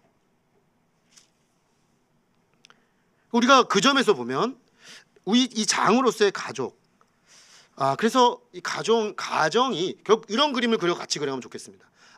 내가 예수님 안에서 그리스도 안에서 이렇게 하나님 나라의 백성으로서 성숙해져 가는 것이 이제 가정 공동체가 하나 되어져서 가정이 이 세상을 함께 말할 수 있는 단계까지 우리가 갈 때 세상의 변혁을 말하고 실제로 가능케 하는 개인과 공동체가 될 수 있겠구나 라는 것이죠. 그래서 가정은요, 개인의 경건 형성, 영성 형성의 중심부이기도 하고요, 세상 변혁을 가능케 하는 중심부이기도 한 겁니다. 왜 그런가? 이제 이게 세 번째 꼭지로 들어가는 겁니다. 파괴도 회복도 가정에서 이루어졌기 때문입니다. 인류 최초의 공동체는 교회도 아니고 국가도 아니었습니다. 물론 엄밀하게 따지면 거기가 교회였고 거기가 국가였다고 볼 수 있습니다. 그러나 최초 형태는 뭡니까? 가정이었습니다. 에덴 동산에 인류 최초의 공동체를 하나 만드셨는데 남자와 여자가 부부가 되어 가정을 이루게 하셨습니다. 거기에는 하나도 사탄이 침범할 수 없는 하나님의 완전한 임재가 있었습니다. 하나님 나라의 모형이죠. 천국, 하늘에 있는 천국이 성삼위 하나님이 완전한 연합 가운데 있는 그 천국이 이 땅의 지상에 있었으니 그것이 바로 에덴입니다. 그래서 예수님이 재림하여 오실 때 이 땅에 세워지는 새 예루살렘 공동체를 새 에덴이라고 말하죠. 새 에덴. 그러니까 새 에덴이란 하나님 나라의 회복된 공동체라는 뜻입니다. 자, 그랬는데 가족이면서 하나님의 임재 공동체였던 이 가족이 죄로 인해서 파괴됩니다. 죄가 들어오자마자 바로 나타나는 현상이 이 여자 이렇게 되거든요. 이 한 입으로 두말하는 겁니다. 바로 앞장에 이 아담이 뭐라 그랬습니까? 이는 내 뼈 중에 뼈요 살 중에 살이라. 내 안에 너 있다. 뭐 이렇게 말한 거 아닙니까? 완전 뭐 이행시로 막 뜨거운 사랑 고백을 했던 겁니다. 난 너 없이 못 살아. 넌 나고 난 내가 너야. 어우 막 닭살이 막 아담 닭살 남자입니다. 근데 이 아담이 범죄하자마자 하나님 내게 주신 이 여자 막 손가락질도 했을 것 같아요. 이 여자가 나에게 지금 줘가지고 내가 범죄를 했습니다. 관계 파괴가 일어납니다. 그리고 저주에 보면 여자를 향한 저주에 보면 남자와 여자가 서로 지배하기 위한 장미 전쟁이 매일매일 가정에서 벌어지는 거죠. 그러니까 죄로 인해 파괴된 가정의 가장 기초는 아내와 남편이죠. 애들은 2차적입니다. 애들은가 이렇게 해야 될 것 같아요. 이 관계 문제, 가족의 문제를 다룰 때 우리 사회는 애들이 너무 중심에 들어와 있어요. 사실은. 그래서 가정 문제에서 부부도 잘 보시면요, 애들 때문에 싸우지 않습니까? 저는 고백하건대 셋째 성원이가 태어날 때까지 싸운 적이 없습니다. 정말 얼마나 잘 지냈는지 모릅니다. 네. 근데 제가 왜 우리가 셋째가 생기고 나서 싸우게 됐을까 깊이 묵상을 했습니다. 제가. 그럼 어느 날 선녀와 나무꾼 이야기에서 답을 찾았어요. 이 선녀가 여러분 올라가잖아요. 다시. 근데 올라가는데 이혼한 거잖아요. 나무꾼하고 살다 보니까 안 되겠는 거예요. 그래서 돌아갔잖아요. 자기 원래 집으로. 근데 돌아갈 때 애가 몇이었습니까? 둘이었습니다. 이렇게 안고 올라가잖아요. 셋이면 올라갈 수 없어요. 제가 근데 뭔가 이렇게 확 스치는 거예요. 제가 우리 아이들을 이렇게 키우는데 아내가 이렇게 먹였거든요, 우유를. 근데 셋이 되니까 이거 어떻게 해요? 하나는 탱그러져 있는 거예요. 어느 날 제가 집에 들어갔는데요, 우리 아내가 셋을 먹이고 있는 거예요. 이렇게 먹이고 이렇게 또 어떻게 해가지고 이렇게 딱 대고 있더라고요. 아, 존경심이 절로 오더라고요. 근데 그게 얼마나 힘들겠습니까? 그러니까 이제 그동안에는 아내가 저를 감당한 거죠, 그냥. 근데 한계에 온 거죠. 한계에 오니까 제가 그걸 알고 케어하고 돌봐야 되는데 안 하는 거죠. 왜냐하면 저는 하숙생입니다. 제 멘탈리티는. 저는 중3 끝나고 고1 때부터 하숙을 했어요. 그러니까 집은 어떤 곳이냐면 들어가서 자고 나오는 곳입니다. 집에 들어갈 때는 저는 3시, 4시에 들어갔거든요. 고등학교 때. 밤을 꼴딱 새면서 공부했습니다. 3시, 4시 들어가서 7시 40분에 일어나서 한 3, 4시간 자고 미친 듯이 공부했거든요. 그래서 제가 1년 저랑 같이 하숙했던 친구가 1년 만에 저한테 그러더라고요. 너랑 도저히 못 살겠다. 내가 자려고 하면 들어와가지고 막 물소리 나고 막 헤어져! 그리고 딴 방으로 가버렸어요. 전 늘 그런 식이었어요. 그러니까 관계를 맺고 같이 산다는 걸 뭔지 몰라요. 어느 날 아내가 저한테 그러더라고요. 여보, 당신은 하숙생 같아요. 제가 하숙생 멘탈리티로 살고 있었던 거죠. 이런 사람이 무슨 아내를 돌보고 아이들을 돌보고 가정을 돌보고 가정을 천국되게 하겠습니까? 가정을 지옥으로 만드는 원흉이 저죠. 하나님 나라를 맨날 선포하는데 그래서 제가 주일마다 힘들었습니다. 그래서 설교하러 나올 때마다 왜 힘드냐면 가정에서의 제 모습과 설교단에서 제가 선포하는 말씀의 괴리가 너무 크니까 미치겠는 거예요. 제 자신이 너무 싫은 거예요. 너무 위선자 같은 거예요. 그래서 여기 뒤에 살 때 여기 3분이면 내려오는데 여기가 정말 30년처럼 느껴질 때가 많았습니다. 중간에 세고 싶을 때가 너무 많았습니다. 내가 무슨 말씀을 전하나. 이런 나를 통해 성도들이 말씀을 듣는다는 게 이게 말이 안 된다. 이런 정죄감을 안고 늘 왔거든요. 근데 이제 예수님 십자가 앞에 엎드리면 이제 와르르 무너지죠. 심령이 찢어지죠. 근데 놀라운 건 그 찢어진 심령을 통해 은혜가 다시 들어오면 그래도 다시. 근데 잘 안 바뀌더라고요. 안 바뀌는 거예요. 왜 안 바뀌냐면 제가 가족 공동체 속에서 뭐가 문제가 되는지에 대한 진단이 제대로 되지 않으니까 안 바뀌는 겁니다. 제가 하지 않았던 것을 여기서 해야 되는데 뭐가 문제인지도 모르니 다룰 줄도 모르고 어디서 다뤄야 되는지도 모르니 매번 와서 은혜 받고 또 다 가져가고 은혜 받고 다시 가는 걸 매번 반복하는 거예요. 그래서 가정의 문맥 속에서 이걸 어떻게 다루는지를 반드시 알아야 하는 겁니다. 아담으로 다시 돌아가 볼까요? 아담과 하와가 그렇게 해서 깨졌습니다. 근데 하나님이 회복의 메시지를 주시죠. 원시복음을 주십니다. 그랬을 때 아담이 회개한 증표가 나타납니다. 아내 이름을 지어줍니다. 하와, 생명의 어미라는 뜻입니다. 여자의 후손을 통해 우리 가족이 구원받을 길을 제시하신 거잖아요. 그러니까 여자가 중요해진 거죠. 여자가 낳을 생명이 우리의 구원이다. 생명의 어미다. 이렇게 말합니다. 그러니까 회복된 거예요. 복음으로 회복됐습니다. 여러분 보십시오. 여기서 굉장히 중요한 건데요. 아담과 하와가 분명히 회복됐습니다. 창세기 3장에. 근데 4장을 열면 어떻게 됩니까? 무서운 건 그 파괴된 가정의 자녀들이 죄성을 가지고 그 죄악을 발전시켜 나간다는 겁니다. 예배를 드리고 예배 드린 직후 예배 실패했던 가인은 그리고 그 예배 실패한 그에게 예배를 바로잡으라고 말하는 여러분 예배를 잘못 드리면 살인에 이를 수 있습니다. 예배는 우리 삶의 성패를 좌우하는 문제입니다. 그러니까 예배자로 바로 서 있지 않는 신앙은 반드시 무너지게 돼 있습니다. 그러니까 뭘 하기 전에 먼저 예배자가 돼야 되는 거죠. 근데 가인은 뭐가 문제가 있었냐면 자기의가 있었습니다. 이 사람은. 아벨은 믿음으로 예배를 드렸습니다. 믿음으로 예배를 드린다는 건 자기의가 깨진 것을 말합니다. 내가 하나님 앞에 예배드릴 자격이 없다는 걸 알고 하나님의 은혜를 전적으로 의지하는 상태, 그게 믿음입니다. 자, 두 예배자가 부딪혔어. 하나님이 이 예배를 받고 아벨은 은혜가 충만한데 가인은 은혜가 없습니다. 그러면 자기를 돌아보고 회개해야 되는데 아벨에 대한 시기심으로 그를 돌로 쳐 죽이고 말았습니다.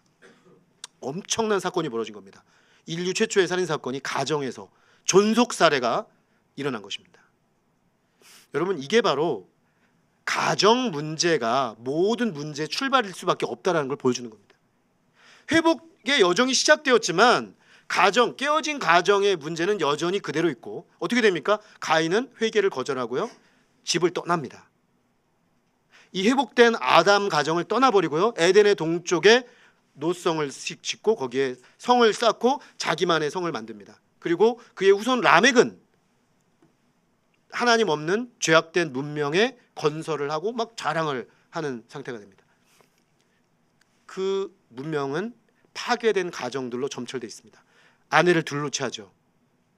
애들을 낳습니다. 근데 애들을 낳는데 애들 셋이 목축업을 하고 예술을 하고 기계를 만들고, 그러니까 우리도 지금 이런 겁니다. 하나님을 떠난 가정들의 최대 가치는 결혼해서 이제 한 명이든 두 명이든 낳아서 출산을 하고 아이들이 잘 되는 거예요.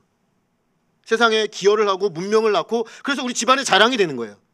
이건 세속적 가치가 지배하는 가정이죠.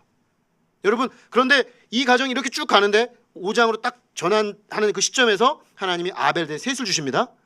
셋을 주신 다음에 셋의 아들이 에노스인데요, 에노스의 때 비로소 사람들이 하나님의 이름을 불렀습니다.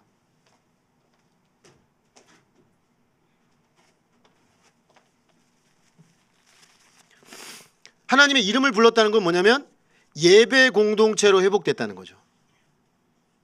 그리고 5장에 계보가 쫙 나옵니다. 셋서부터 노아까지.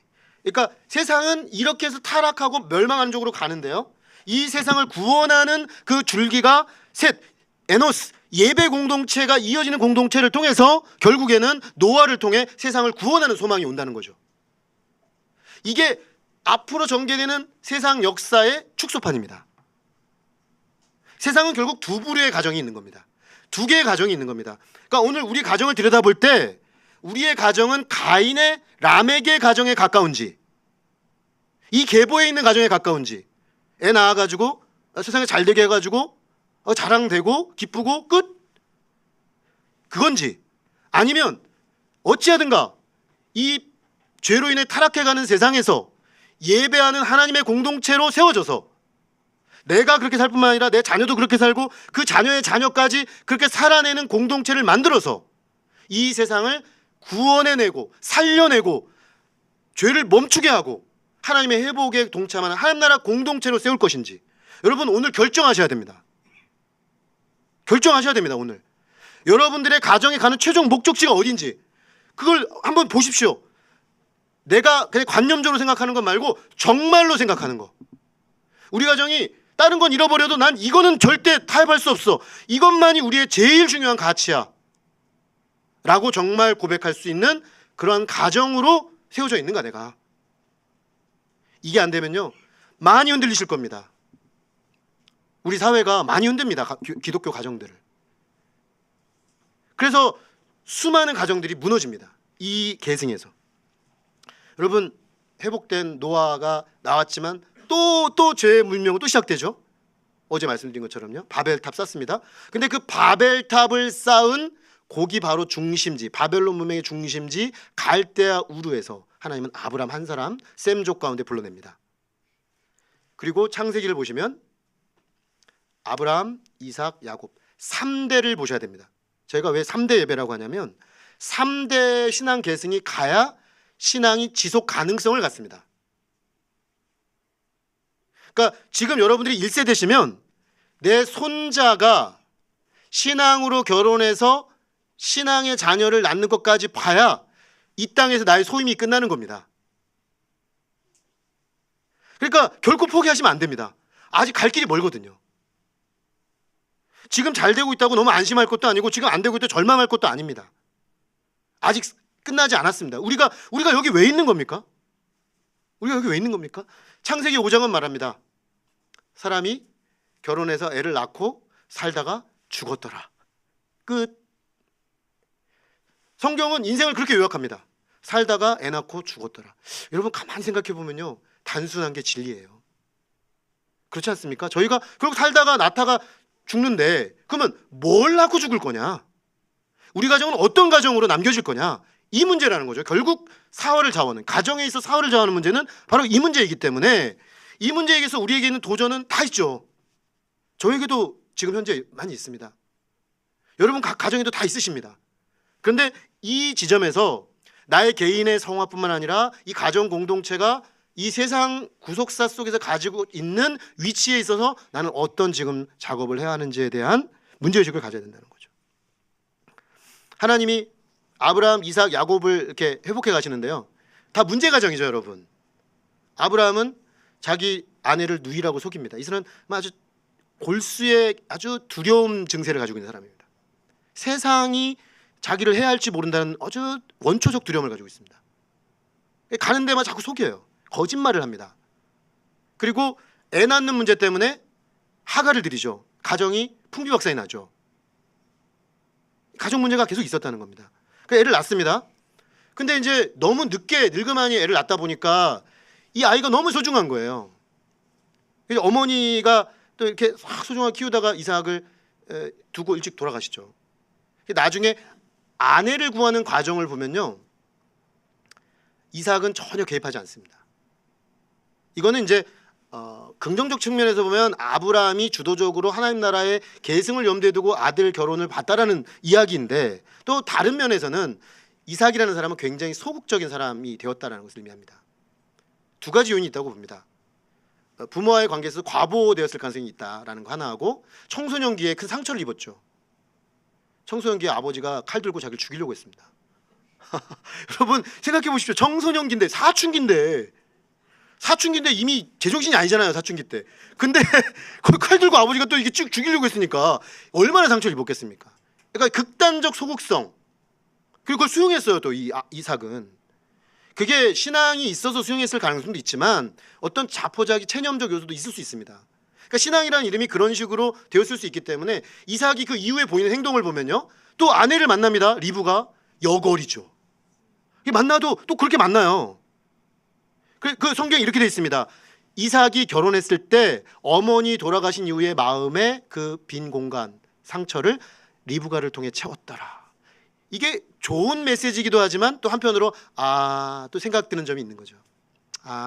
이삭이 리브가의 관계 설정에 있어서 왜곡이 있겠구나.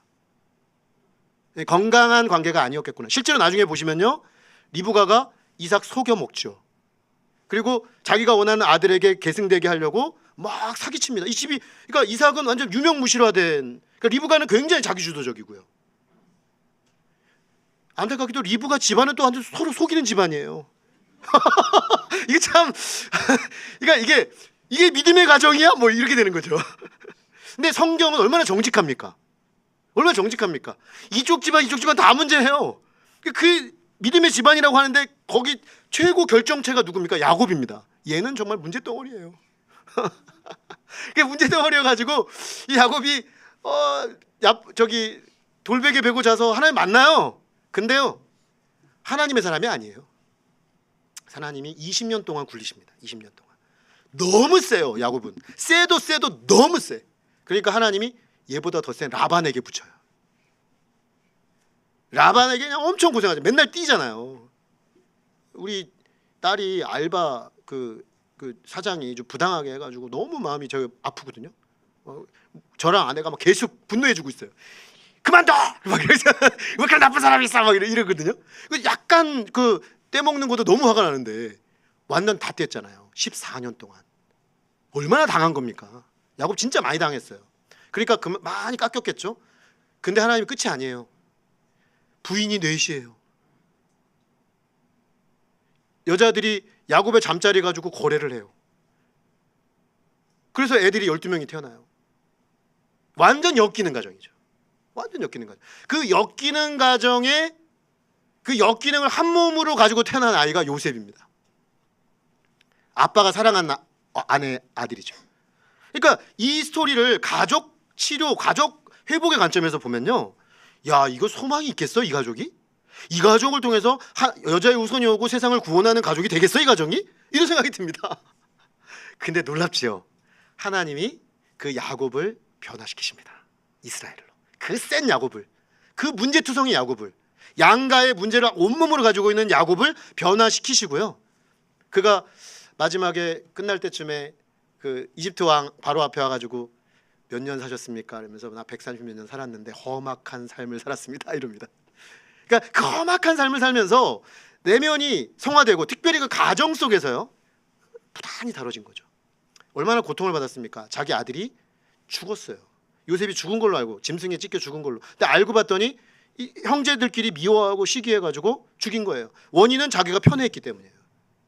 그러니까 이 가족이 그냥 엉망진창이에요. 그런데 하나님의 은혜가 뭐냐면요, 택한 백성들의 가정을 하나님은 결코 포기하지 않으신다는 겁니다. 이게 중요합니다. 여기서 아 그렇구나, 아 정말 안 되는군, 어쩔 수 없어, 뭐 예수님 믿어도 가정은 결국 가정이지 뭐, 이게 메시지가 아닙니다. 이게 아니고 하나님은 회복하신다는 겁니다. 야곱은 야곱대로 회복하셨고요, 놀랍게도 그 핍박받는 아들 요셉이 이집트로 들어가서 깊은 연단 속에서 화해의 자녀가 됩니다. 용서와 화해를 깊이 체득한 사람이 됩니다. 그래서 나중에 형제들을 불러서 그들이 참된 회개에 이르렀는지 확인하고 그들과 회개하고 끌어안고 눈물을 흘리면서 끝납니다. 창세기는 무엇을 말하는 걸까요? 3대 정도 흘러가면서 그 가족의 깊은 죄 문제들을 다루어가 하나님 나라의 회복된 용서와 화해의 공동체가 될 때 그들은 세상을 향해서 비로소 하나님 나라의 메시지를 증거할 수 있는 공동체로 성장할 수 있다. 출애굽기를 딱 열면 이게 민족으로 발전합니다. 그걸 통해서 하나님은 하나님 나라 공동체가 세상을 향해 어떻게 일어설 것인지를 보여주고 있는 거죠. 창세기 공부 다 해버렸습니다. 어떡하죠? 그러니까 결국 가정이라는 그 문맥에서 총체적 전인적 회복의 장으로서의 가족 공동체를 하나님은 바라보고 계시는구나. 우리가 문제 있는 거 당연합니다. 왜 자꾸만, 저는 제일 어려운 점이 뭐냐면요, 내게 문제가 있다는 걸 인정하지 않는 게 제일 문제라고 생각합니다. 여러분, 문제 없는 가정은 없습니다. 문제 없는 가정은 없습니다. 이 세상에 하나님 믿는다고 해서 문제 없지 않습니다. 중요한 건 그 문제를 어떻게 다루어 가느냐에 있다는 거죠.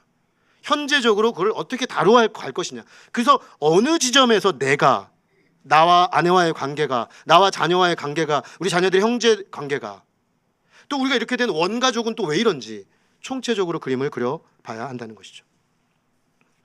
그래서 파괴도 가정에서부터 시작됐고 회복도 가정에서부터 시작된다라는 것입니다.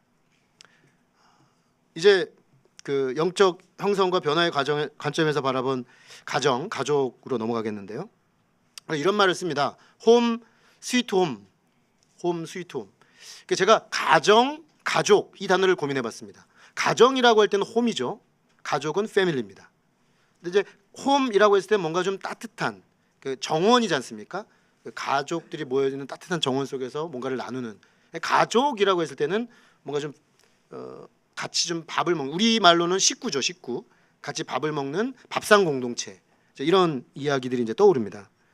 근데 가정이 스위트 홈이 돼야 되는데 스위트하지 못할 때가 많죠. 거기에는 이 가정이 이루고 있는 가족 구조와 관련이 있습니다. 그 표를 좀 확대해 주시겠습니까? 제가 이거는 이번 학기에 이제 한 학기 동안 배웠던 가족 치료 그 부분에서 그 가족의 구조에 대해서 배운 부분입니다. 맨 왼쪽 위에 있는 게 체계인데요.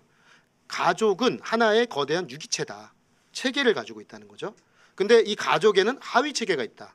예를 들면 부부의 관계라는 하위 체계, 부모와 자녀의 관계라는 하위 체계, 형제 관계라는 하위 체계가 있다는 거죠. 그래서 가족을 볼 때 그냥 뭉뚱그레 가족으로 보면 안 되고 하나의 체계로 보고 그 체계를 들여다볼 때는 그 관계라는 하부 체계가 있다라는 것입니다. 그런데 건강한 가족은 그 하위 체계 속에서 경계선이 건강하다는 겁니다. 경계선이 건강하다는 건 뭐냐면 따로 또 같이예요. 그래서 각자 방에 있잖아요. 그런데 또 거실에 나와서 모이잖아요. 그런데 어떤 가정들은 이 경계선이 망가져 있는 거예요. 경계선이 망가져 있어가지고, 망가진 건 두 가지로 나타나는데 벽이 쳐진 거예요. 아예 관계가 안 왔다 갔다 합니다. 청소년기에 우리 자녀들과 우리 관계가 그렇게 많이 가죠. 애들이 방에 들어가고 문 잠그고 들어가지 마! 이렇게 바뀌어요. 그러면 이제 경계선이 어려워지는 거예요. 그게 이제 그걸 못 풀어내면 고착화되죠. 굉장히 고통스럽습니다. 이런 가족 관계가 되면. 또 반대도 있습니다. 경계선을 다 허물어 버리는 거예요. 엄마가, 아빠가 애들의 경계선 하나도 안 만들어주고요. 그냥 다 뭉개버리는 거예요. 그래서 지배해버리는 거예요. 그래서 종속된 관계로 만들어버려요. 그 아이의 독립된 자기의 세계와 인격을 인정해주지 않는 거죠. 그러니까 이 경계선이 어떻게 돼 있는가 한번 보시라는 거죠. 그리고 그런 경계선을 만들고 있는 부부는 자기 부모가 그렇게 했을 가능성이 높아요. 경계선을 만들어 놓고 교제하지 않는 부모, 또 어떤 부모는 완전히 뭉개버리는 부모. 그 나도 모르게 그렇게 되는 거죠. 여러분들 경계선 다음은 상호 피드백이에요. 상호 피드백. 그러니까 서로 관계를 맺는 과정에서 피드백이 있는데 이게 긍정적 피드백도 있고 부정적 피드백이 있는 거죠. 긍정적 피드백은 사랑해. 난 너를 있는 그대로 참 귀하게 본단다. 이제 시험을 낙제를 맞아왔는데 그래도 사랑해. 이런 피드백을 받은 가족은 건강한 이제 관계가 계속 형성이 되겠죠. 근데 이제 딱 왔는데 넌 누구 닮아서 그러냐. 이제 이렇게 해버리면 이 피드백이 가버리면 그럼 이제 자기 배우자를 보면서 그 얘기를 하죠 항상. 이러면 이제 이 관계도 깨지고 이 관계도 깨지죠. 그러니까 그 피드백 속에서 그 가족 관계 형성의 어떤 체계들이 변질이나 파괴가 나타나게 된다는 거죠. 그리고 그게 나의 원가족하고도 연결돼 있고요. 근데 규칙, 가족에는 규칙이 있는데요. 다 있습니다. 규칙은. 근데 이 규칙이 여러분 결혼 생활 하다 보시면은 매일 경험하실 건데 싸우는데요. 왜 싸우나 보면 내가 원래 가지고 있던 내 원가족의 규칙하고 이쪽 원가족의 규칙하고 한 번도 규칙을 얘기한 적이 없는 거예요. 그리고 그냥 각자 자기 규칙으로 살려고 해요. 그러니까 충돌하죠. 그러니까 반드시 가족을 이루었을 때는 규칙을 새로 만들어야 됩니다. 이전의 규칙들을 평가해서 가족의 규칙을 새로 만들고 그 규칙에 의해서 그리고 이 규칙을 점검하고 발전시켜 나가야 되죠. 아이들이 성장하면 아이들의 출생과 성장과 맞추어서 규칙을 또 재정립해 나가는 거죠. 그다음에 항상성. 이 관계는 본래의 자리로 돌아가려는 그 성향을 가지고 있다는 겁니다. 근데 그게 건강한 관계성을 가지고 있었으면 좋은데 부정적 관계성을 가지고 있었던 사람이 가정을 이루면 또 그런 관계로 가정을 만들려고 한다는, 끊임없이 그런 노력을 하기 때문에 이게 왜곡이 전수되는 겁니다. 자기가 그런 원가족에서 예를 들어서 경계선이 무너져 있었어요. 나는 그 경계선의 무너짐을 당한 사람이었어요. 근데 내가 가정을 이룰 때는 내가 또 그러고 있는 거예요. 왜 그러냐면 항상성의 원리 때문에 자기가 원하는 방향으로 다시 돌아가게 된다는 것이죠. 삼각관계는 뭐냐면요, 이 관계들 속에서 서로 자기 편으로 끌어당기는 싸움이 벌어진다는 겁니다. 이게 편애의 문제죠. 아브라함, 이삭, 야곱의 가정에도 계속 있었던 문제입니다. 그 속에서 아이들이 그 가족관계 속에서 형성되는 또 문제들이 생긴다는 겁니다. 그리고 비밀, 가족만이 알고 있는 비밀. 모든 가족에는 시크릿이 있습니다. 남들에게 말하지 않고 우리들만. 그런데 서로도 말하지 않는. 이제 이게 건강하게 다뤄지지 않은 가정은 굉장히 이제 뭐랄까요? 어떤 사람들과 건강한 관계를 맺기가 쉽지 않겠죠. 왜냐하면 이 비밀을 내어놓고 같이 다루어가는 공동체가 되어야 되는데 비밀은 있는데 없는 것처럼 사니까, 아무 문제 없는 것처럼 덮고 사니까 굉장히 문제가 되는 거죠. 신화는 뭐냐면요, 사실은 문제가 있어요. 그래서 시크릿을 가지고 있는데 겉으로는 아닌 것처럼 포장을 한다는 거예요. 그래서 여러분 다른 집을 보면 다 어떻습니까? 다른 집을 보거나 다른 집 자식을 보면 다 괜찮아요. 왜 그러냐면 그들이 다 구축해 놓은 각자의 신화를 보는 거예요. 우리는 진짜가 아니고요. 우리가 목회를 제가 좀 하면서 느끼는 건 뭐냐면 완벽한 가정은 없더라고요. 모든 걸 다 가진 가정 없습니다. 그러니까 그런 헛된 신화를 무너뜨릴 필요가 있습니다. 그런 걸로 자기 가정을 세워가겠다는 그 생각을 버리고 정말 하나님이 기뻐하시는 그 모습을 이루어가는 가정으로 어떻게 세워져 갈 거냐 하는 것이죠. 그래서 가정은 바로 이런 그 이해를 통해서 성화, 사랑의 훈련 공동체로 세워져야 한다는 것입니다. 그렇게 해서 건강한 가족으로 세워져 가는 것이 절실하게 필요하다. 사티어라는 사람은 건강하다는 것을 세 가지로 정의를 했는데요. 자존감이 건강하고 자기에게 있는 책임을 건강하게 책임지는, 그리고 이제 마지막으로 일치적 대화를 하는 사람. 그러니까 요 세 가지 요소가 어떻게 건강하게 형성되는가를 보면 가정에서도 건강한가. 특히 이 책임이라는 영역은 책임을 너무 과도하게 져주어서 책임이 없게 되거나 또는 너무 과도한 책임을 부여하거나 할 때 중독적 증상으로 가기 쉽답니다. 그러니까 우리가 내 원가족에서 요 건강성, 자기의 건강성의 부분이 어떻게 훼손됐는가를 알아야 내가 이 부분을 지금 어떻게 다뤄야 되는가 하는 부분들을 다룰 수가 있게 된다는 거죠. 그러니까 잘 들여다볼 필요가 있다라는 것입니다. 이제 우리의 이제 비극은 이런 부분들을 한 번도 배운 적이 없이 아버지가 되고 남편이 되고 아내가 되고 부모가 됐다는 거죠. 그래서 그 송기로 목사님은 맨날 이런 얘기 하시더라고요. 우리는 운전 하나 하려고 해도 적어도 운전면허증은 따게 한다. 그런데 운전보다 100배는 힘든 가정을 이루면서 자격증 시험 하나 안 보고 결혼시킨다. 그러니까 막 가정들이 어려워지는 거다라는 거예요. 준비 안 돼 있는 거예요. 준비 안 된 채로 결혼을 하니까 감당이 안 되는 겁니다. 이 남편 된다는 게 뭔지, 아내가 된다는 게 뭔지, 부모가 된다는 게 뭔지 배운 적이 없어요. 저도 그래요. 근데 뭘 배웠냐? 보고 배웠죠.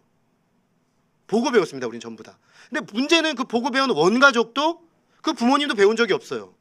근데 이게 죄 속에서 형성된 그 구조들이 계속 전수되면서 우리 안에 들어온다는 것이죠. 그러니까 반드시 성경을 통해서 우리 가족을 다시 재점검하고 우리 자신이 그 가족 속에서 이걸 회복하는 작업을 부단히 나가지 않으면 안 된다라는 것입니다. 그래서 저는 이제 우리 교회 이제 목회를 할 때 청년기 그 목회의 핵심은 예수님을 만나야겠죠. 예수님의 그 인격적인 만남 속에서 주님의 제자로 성장하도록 돕고, 제자로 성장하는 돕는 과정에서 저는 늘 뭘 인식을 두냐면 이 친구들이 좋은 남편, 좋은 아내, 좋은 부모가 되도록 하려면 지금 무엇을 만져줘야 될까? 그걸 염두에 두면서 교육합니다. 예전에는 막 붙잡고 하는데 요즘은 그렇게 안 합니다. 그냥 멀찍이 지켜보는 경우가 많습니다. 예전에는 뭐랄까 막 이렇게 빌딩하는 그림이 저의 그림인데 요즘 저의 그림은 약간 코치 그림에 가깝습니다. 앞에서 역시 같이 띄워주면서, 그러나 가끔씩 그 씨름하는 문제를 가지고 씨름하면서 이 부분을 좀 한번 생각해보면 좋겠다. 지금 이 부분을 한번 다뤄보면 좋겠다. 최근에도 어떤 형제님이 1년 만에 목사님 얘기 좀 하시죠. 그랬어요. 이제 1년 그 전에 직장에 들어가면서 이제 대화를 하자 그래서 대화를 했어요. 그래서 어떤 방향을 가지고 하면 좋겠냐고 저한테 묻더라고요. 제가 이렇게 물어보면 너무 감사한 거죠. 그래서 제가 고민하고 있는 어떤 부분들을 해야 되는가 이제 쭉 얘기를 해줬어요. 그러니까 1년 동안 그 방에 충실하게 했더라고요. 그래서 자기가 1년 딱 지나고 와서 저한테 그러는 거예요. 목사님 말씀하신 대로 1년 이렇게 했는데요. 보니까 제가 좀 더 고민이 생기네요. 어떻게 보십니까? 지금 저를 어떻게 보시고 제가 이걸 어떻게 진단하고 어떤 방향으로 이제 가야 될 거라고 보십니까? 이제 제가 몇 가지 이제 1단계를 잘 했더라고요. 그래서 제가 2단계 지금 단계에선 뭘 해야 될지 또 얘기를 해주고. 그러니까 그렇게, 근데 그 모든 코칭이 어디에 있냐면 건강하고 성숙한 아빠, 엄마가 될 수 있는, 남편이 될 수 있는, 아내가 될 수 있는 그 부분들을 다루도록 하는 내 초점이 맞춰져 있다는 거죠. 그래서 쉽게 말하면 면허증을 따도록. 그래서 마지막 단계에 가서 결혼 예비 교육으로 최종 이제 짚고 가는 거죠. 감사한 거는요, 이 결혼 예비 교육을 하고 결혼한 우리 형제 자매들이 결혼 생활을 잘 하고 있는 것 같아요. 보면 저는 이제 계속 지켜보거든요. 애프터 서비스 해야 되지 않습니까? 교육하고 끝나면 안 되고. 그래서 애프터 서비스를 하려면 알아야 되니까 계속 이렇게 보는데 저보다 훨 나아요. 확실히 이게 면허증 따고 한 사람들이라 홀라요. 남편 노릇도 아버지 노릇도 아내 노릇도 잘해요. 제가 참 뿌듯해요. 목회자로서 우리 성도들의 가정이 이렇게 참 건강하게 세워져 가고 있구나. 근데 중간에 어려움이 또 생깁니다. 왜냐하면 면허증을 땄어도 사고 내잖아요. 이게 내 요인도 있지만 외부 요인도 있기 때문에 사고 날 수 있어요.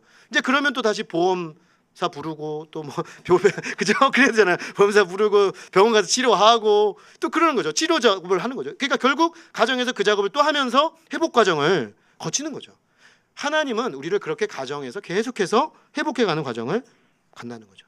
이제 결혼하고 나면 이제 전 인생에 걸친 풀타임 코스가 이제 만들어지는 겁니다. 부부 행복학교 12주짜리, 아버지 학교 5주짜리, 아내 행복학교.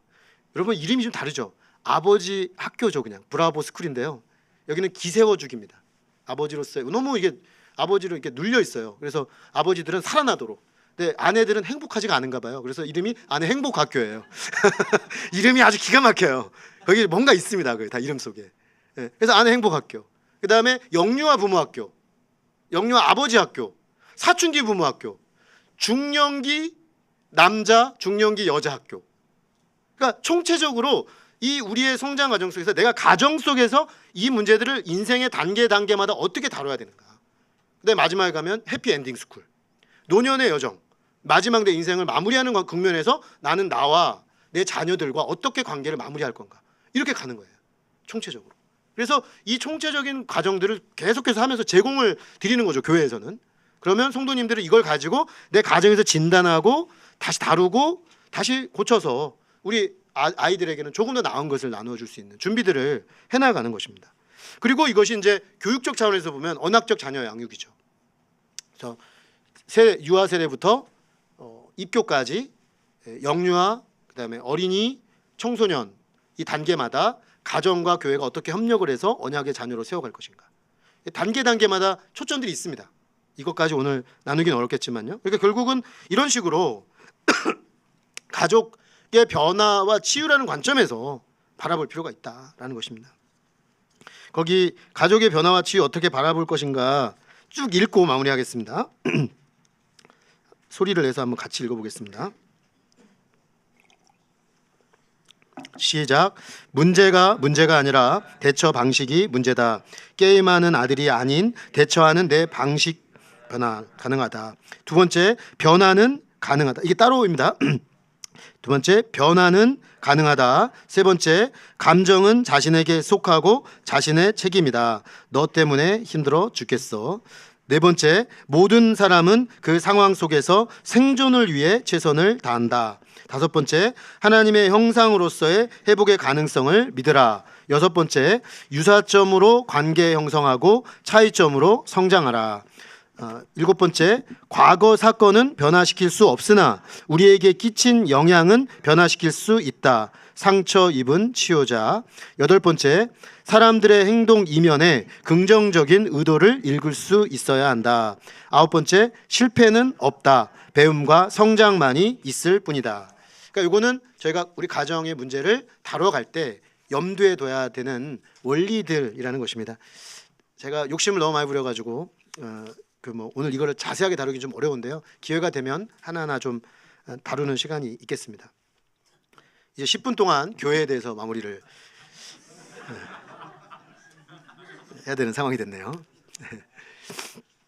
핵심적인 것만 나누겠습니다. 교회는 에클레시아, 세상으로부터 하나님께로 부름받은 하나님 나라 공동체입니다.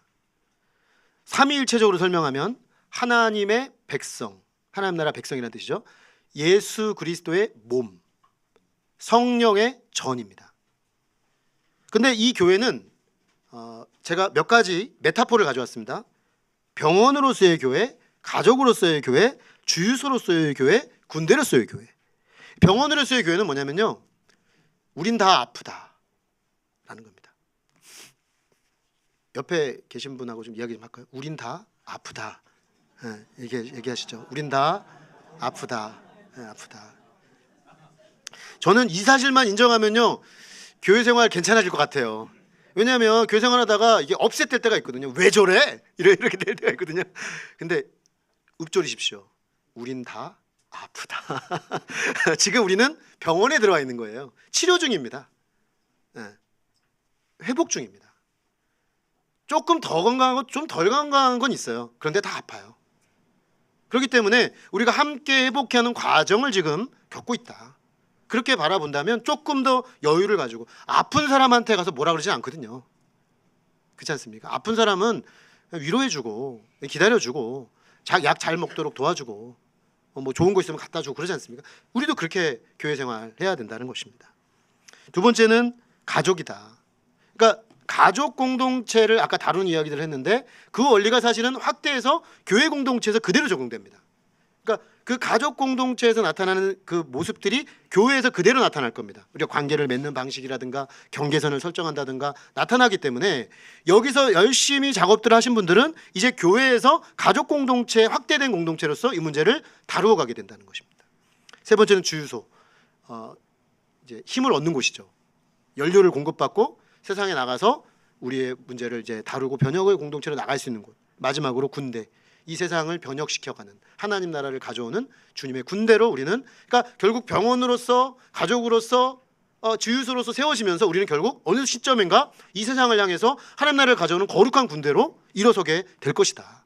그러니까 우리가 이런 그림을 가지고 교회를 보게 된다면, 하나님 나라와 교회의 관계라는 관점에서 보게 되면요, 결국 교회란 하나님 나라의 전초기지가 되는 겁니다. 하나님 나라를 보여주는 1차적 공동체이면서 하나님 나라를 향해 뻗어나갈 수 있는, 가정에서 기본기를 쌓은 사람들이 교회라는 공동체에 있어서 하나님 나라 공동체로, 확대 가족 공동체로서 이 세상을 향해 여호와의 군대로, 하나님의 군대로 일어설 수 있는 그 전초기지로서 교회의 기능을 한다는 거죠. 이제 이게 사실은 어떤 사람들은, 하나님 나라를 강조하는 분들은 교회를 강조하지 않는 분들이 있습니다. 하나님 나라 맨날 얘기하는데 그러면서 바로 교회 바깥으로 가버립니다. 굉장히 위험합니다. 굉장히 위험합니다. 이게 실제 신뢰가 있습니다. 그 아브라함 카이퍼를 제가 연구하면서 보니까 아브라함 카이퍼가 하나님 나라 변혁 공동체를 만들려고 했습니다.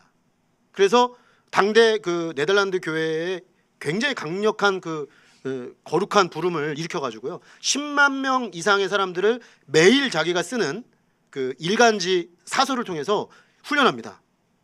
그리고 일주일에 한번 깊이 있는 사설을 써서 그들을 또 단련합니다. 이걸 수년간 하고 나니까요, 10만 명 이상의 똑같은 생각을 가진 사람들이 만들어진 거예요.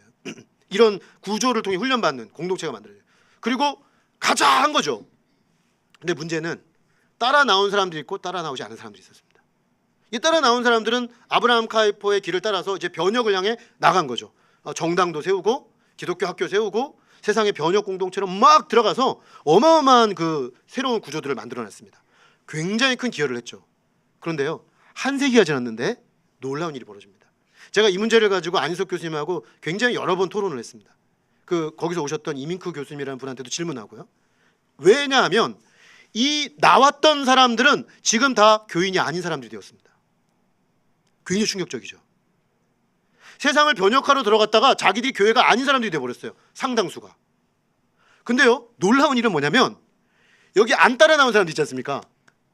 이 안 따라 나온 사람들이 지금 네덜란드 교회를 다 이루고 있어요. 그리고 이 사람들이 아브라함 카이퍼와 그 나가서 만든 사람들이 만든 기관을 다 운영하고 있어요. 되게 아이러니해요. 그래서 이걸 가지고 교수님하고 몇 번 제가 대화를 하면서 이게 교훈이다, 교훈. 하나님 나라를 가지고 세상의 변혁을 하고 나갔는데 뭘 놓쳤냐면 교회를 잃어버린 거예요. 하나님 나라 변혁 공동체의 모판으로서의 교회가 약화되면 반드시 얘도 약화되고 세속화된다는 겁니다. 그래서 이 두 개가 같이 가야 됩니다. 교회와 하나님 나라가 서로 같이. 근데 이제 우리나라의 많은 교회들은 교회만 있어요. 하나님 나라가 없어요. 그러면 어떤 문제가 되냐면요, 교회만 키웁니다. 그래서 최고의 교회 지상 가치는 큰 교회가 되는 겁니다. 그래서 이런 말이 있습니다. 한국 교회는 대형 교회와 대형 교회를 지향하는 작은 교회들이 있다. 다 대형 교회 꿈꾼다는 거죠. 그 왜 그러냐? 하나님 나라 관념이 없기 때문에 그렇습니다. 교회란 하나님 나라 이 세상에 이루기 위한 전초기지요, 하나님의 훈련 공동체인데, 그러니까 하나님 나라를 지향하는 공동체여야 된다는 거죠. 자기 공동체 지향이 아니라는 겁니다. 교회는 중요하지요. 그러나 교회가 존재하는 이유는 이 세상에 하나님 나라를 이루기 위해서라는 겁니다. 그러니까 여러분, 항상 사람들은 극단으로 갑니다. 하나만 취하려고 해요. 성경적으로 보면 둘 다입니다. 그래서 교회와 하나님 나라 관계를 잘 이해한 교회 생활을 해야 됩니다. 그래서 교회가 성장하는 게 나쁜 건 아니죠. 성장할 수 있습니다. 근데 교회가 가지고 있는 하나님 나라 공동체의 성격을 파괴시켜 가면서까지 성장하는 것은 재앙입니다. 그래서 저는 우리 교회가 성장해 가기를 원합니다. 근데 그 성장의 방향은 하나님 나라의 변혁적 공동체로서 성도들이 잘 훈련되어져서 그런 사람들을 배출하기에 아주 잘 적합하게 만들어진 공동체로 세워졌으면 좋겠다. 그렇게 하기 위한 공동체가 되어야 한다라는 것입니다. 이제 마지막으로요, 이제 그러려면 교회가 훈련되어야 된다는 겁니다. 교회가 하나님 나라 변혁 공동체가 되기 위한 훈련인데, 이것은 제가 그 선하고 아름다운 공동체, 제임스 브라이언 스미스라는 그분이 쓴 책을 그대로 가지고 온 겁니다. 이런 표현을 씁니다. 작은 예수로 살아가기 원하는 제자 훈련 교회로. 그러니까 하나님 나라의 꿈을 가진 그 변혁 모델을 가진 교회 공동체는 반드시 제자 훈련을 해야 된다는 겁니다. 왜냐하면 훈련되지 않은 공동체는 세상에 가서 아무런 영향력도 발휘하지 못합니다. 훈련되지 아니하는 성도는 세상 속에서 명분만 있고 때로는 명분도 포기해버립니다. 그래서 교회가 끊임없이 제자 훈련 공동체로 빚어져야 된다. 이거는 근데 이제 우리 한국 교회가 좀 놓쳐버린 게 뭐냐면 제자 훈련이 바람이 불었습니다. 여러분 이것은 한국 교회 역사를 이렇게 좀 되짚어 보면 하나의 큰 흐름이었는데요. 오카는 목사님이 제자 훈련을 교회 도입해가 성공을 하셨습니다. 그래서 이제 사랑의 교회 모델이 한국 교회에 확 퍼졌는데 이제 오카는 목사님이 왜 그러신 거냐면 교회 공동체를 이렇게 섬겨보다 보니까 훈련이 없는 거예요. 이분은 이런 그림이 있는 거죠. 하나님 나라를 가지고 교회를 변혁 공동체로 만들려고 보니까 훈련을 해야 되는데 훈련을 하는 교재도 없고 할 방법도 모르는 거예요. 근데 자기 그 대학부에 와 있는 애들이 뭐 선교단체 훈련을 받는다 그러는데 교재가 잘 나와 있고 애들이 막 매주 훈련 받고 있는 게 보인 거예요. 그래서 이분이 감동을 받고 그거를 교회 안으로 도입한 겁니다. 근데 아주 기가 막히게 성공적으로 가지고 들어왔어요. 그래서 오늘날 한 세기가 지난 이 시점에서는 교회에서 제자 훈련을 더 잘합니다. 그런데 어떻게 우리는 지금 돌아봤을 때 평가하냐면 제자 훈련이 어떤 문제에 부딪혔다. 어떤 문제에 부딪혔을까요? 아이러니하게도 제자 훈련이 교회 성도 숫자를 늘리기 위한 도구로 전락했다는 겁니다. 그러니까 이 제자가 세상 속에 변혁자로 세워지는 제자가 아니라는 거예요. 교회 속에서 교회 성도들을 늘리는 제자로 그냥 끝나버렸다는 거예요. 이 자체로는 감사한 일이지만 그래서 그 제자 훈련 받은 제자들이 주로 뭘 자랑하냐면 자기 교회 자랑을 해요. 자기 목사 자랑을 해요. 자기 교회 목사 자랑을 해요. 이거는 뭔가 제자 훈련이 잘못된 거예요. 그럼 왜 그런가? 이 그 큰 그림 속에서 훈련되어지지 않았기 때문에 그렇다는 거죠. 그러니까 어떤 사람들은 제자 훈련 필요 없어. 이렇게 가는 거예요. 그렇게 되니까. 결국 자기 교회 키우는 도구잖아. 여러분 그게 아니고요. 제자 훈련은 필요합니다. 그런데 그 제자 훈련에 그러니까 콘텐츠가 바뀌어야겠죠. 하나님 나라의 가치가 반영되어져서 세상 속의 그리스도인으로서 변혁적 공동체를 이루는 그 그림을 가진 사람들로 어떻게 세워갈 거냐의 어떤 소망이 우리에게 있어야 한다는 것입니다. 그래서 제자 삼는 제자로 성장하기 위해서 이분이 이런 얘기들을 합니다. 보면 둘레툴련 2시간 동안 하나님과 시간을 보내고 4시간 타인을 위해 독특한 일들을 하자. 2시간은 일주일입니다. 일주일 동안 하나님과 특별한 시간을 가지자. 근데 여기 이분이 되게 관대하세요. 예배도 포함된다. 이제 우리는 1시간 반 쓰는데 뭐 이제 개이득 요즘 애들 말로 이렇게 되는 거죠. 근데 어쨌든 그러면 30분 남잖아요. 30분이라도 주중에 쪼개서라도 하라는 거예요. 그러니까 내가 하나님과 보내는 시간이 반드시 필요하다는 겁니다. 우리 기본 훈련, 하나님과 1대1로 보내는 시간. 그리고 4시간은 타인들을 위해서 사랑하고 섬기는 시간이죠. 그러니까 집에서 아내와 아이들 또 남편에게 어떻게 선행을 할까, 어떻게 그 사람 입장에서 말을 하고 눈빛을 보내고 할까, 이거 생각하는 거죠. 4시간짜리를 만들어내야 되니까 꽤 되죠 이게. 그러니까 실천 영역이 더 큽니다 시간이. 그래서 회사에서는 그럼 내가 직장 동료들하고 어떻게 할까, 내 학교 친구들하고 내가 어떻게 할까, 내가 명절에 가면 우리 가족들하고 어떻게 할까, 이런 부분들을 계속 연구하고 자꾸만 도전해. 근데 잘 생각해 보시면요, 이걸 하면 재밌어집니다. 인생이 재밌어져요. 그리고 신선한 자극이 들어옵니다 우리에게.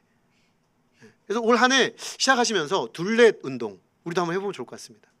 그래서 하나님 앞에 서는 시간, 사람들과 나누는 시간, 이것을 구체적으로 시간을 만들어서 구체적으로 하라는 거죠. 체크 해가면서 수첩에 써가면서 해보면 좋겠다라는 겁니다. 그리고 소망을 나누기, 이게 복음 나눔이죠. 복음 나눔. 우리에게 있는 소망에 관한 이유를 묻는 자들에게는 온유와 겸손으로 준비된 것들을 나누라 이렇게 돼 있는데요. 국내 선교부와 함께 할 생각입니다. 그래서 제가 작년에는 한 실험적으로 했고요. 올해는 우리 전교인들이 우리에게 있는 소망에 관한 이유를 평소에 내 주변 사람들에게 나눌 것을 바라보면서 한 사람이라도, 올해 한 사람이라도 내가 이 복음에 대한 소망 물어오거든요. 우리가 정체성을 딱 세우잖아요. 그럼 물어옵니다 사람들이. 너 왜 술 안 먹어? 너 왜 예배 드려? 제가 최근에 여기 있는데 그 창세기 그 공부하는데 소감을 한 분이 쓰셨는데 이런 소감을 쓰셨어요. 친구랑 대화를 했는데 친구가 그 방학 회 어떻게 보내냐 했더니 화요일 창세기 공부, 목요일 창세기 공부, 토요일 리더 미팅, 주일 예배, 목장 이렇게 한 거죠. 그랬더니 넌 뭘 교회를 이렇게 많이 가냐? 깜짝 놀라더래요. 깜짝 놀라면서 너 뭐 하는 거냐 도대체. 뭐 걱정을 막 하는 거죠. 좀 흔들렸다 그래요. 그런가? 나 좀 이상하게 살고 있는 건가? 친구들이 막 나를 사랑하는 친구들이 이렇게 말하면 그런 생각 들거든요. 근데 이제 공부를 해보니까 창세기 공부를 해보니까 나는 하나님 나라를 이 땅에 가져온 세세 후예로서 예배 공동체를 이루는 이 세상의 그 하나님 나라 교두보로 내가 여기 존재한다. 친구들에게 내가 그런 정체성을 세워야 되는구나. 그러니까 마음이 괜찮아지는 거예요. 되게 감사했어요. 제가 소감을 들으면서. 그러니까 정체성을 세우면요. 그러면 그 다음에 애들이 묻습니다. 너 왜 그렇게까지 해? 너 왜 그렇게까지 사는 거야? 그때 이제 우리는 대답할 것이 준비되어 있어야 한다는 거죠. 그런데 이제 우리가 좀 한계가 있잖아요. 한계가 있으면 좀 다 이렇게 도왔다가 야 내가 설명이 도저히 못하겠다. 우리 교회 목사님이 설명하시거든. 한 분기에 한 번씩 하시니까 초대하는 날이 있어. 너 같은 사람들이 설명해 준 날이 있으니까 그날 한번 올래? 이렇게 하는 거죠. 그렇게 해서 전 교회가 1년 내내, 그러니까 뭐 특별한 날만 전도하는 게 아니고요. 1년 내내 전도를 염두에 두고 사람들에게 복음을 전하는 존재로 서는 거죠. 선교적 존재로 서는 거. 이게 선교적 교회죠. 이걸 염두에 두고 살아가는 겁니다. 삶과 선교가 같이 가는 겁니다. 이게 바로 램스입니다. 램스. Life as Mission.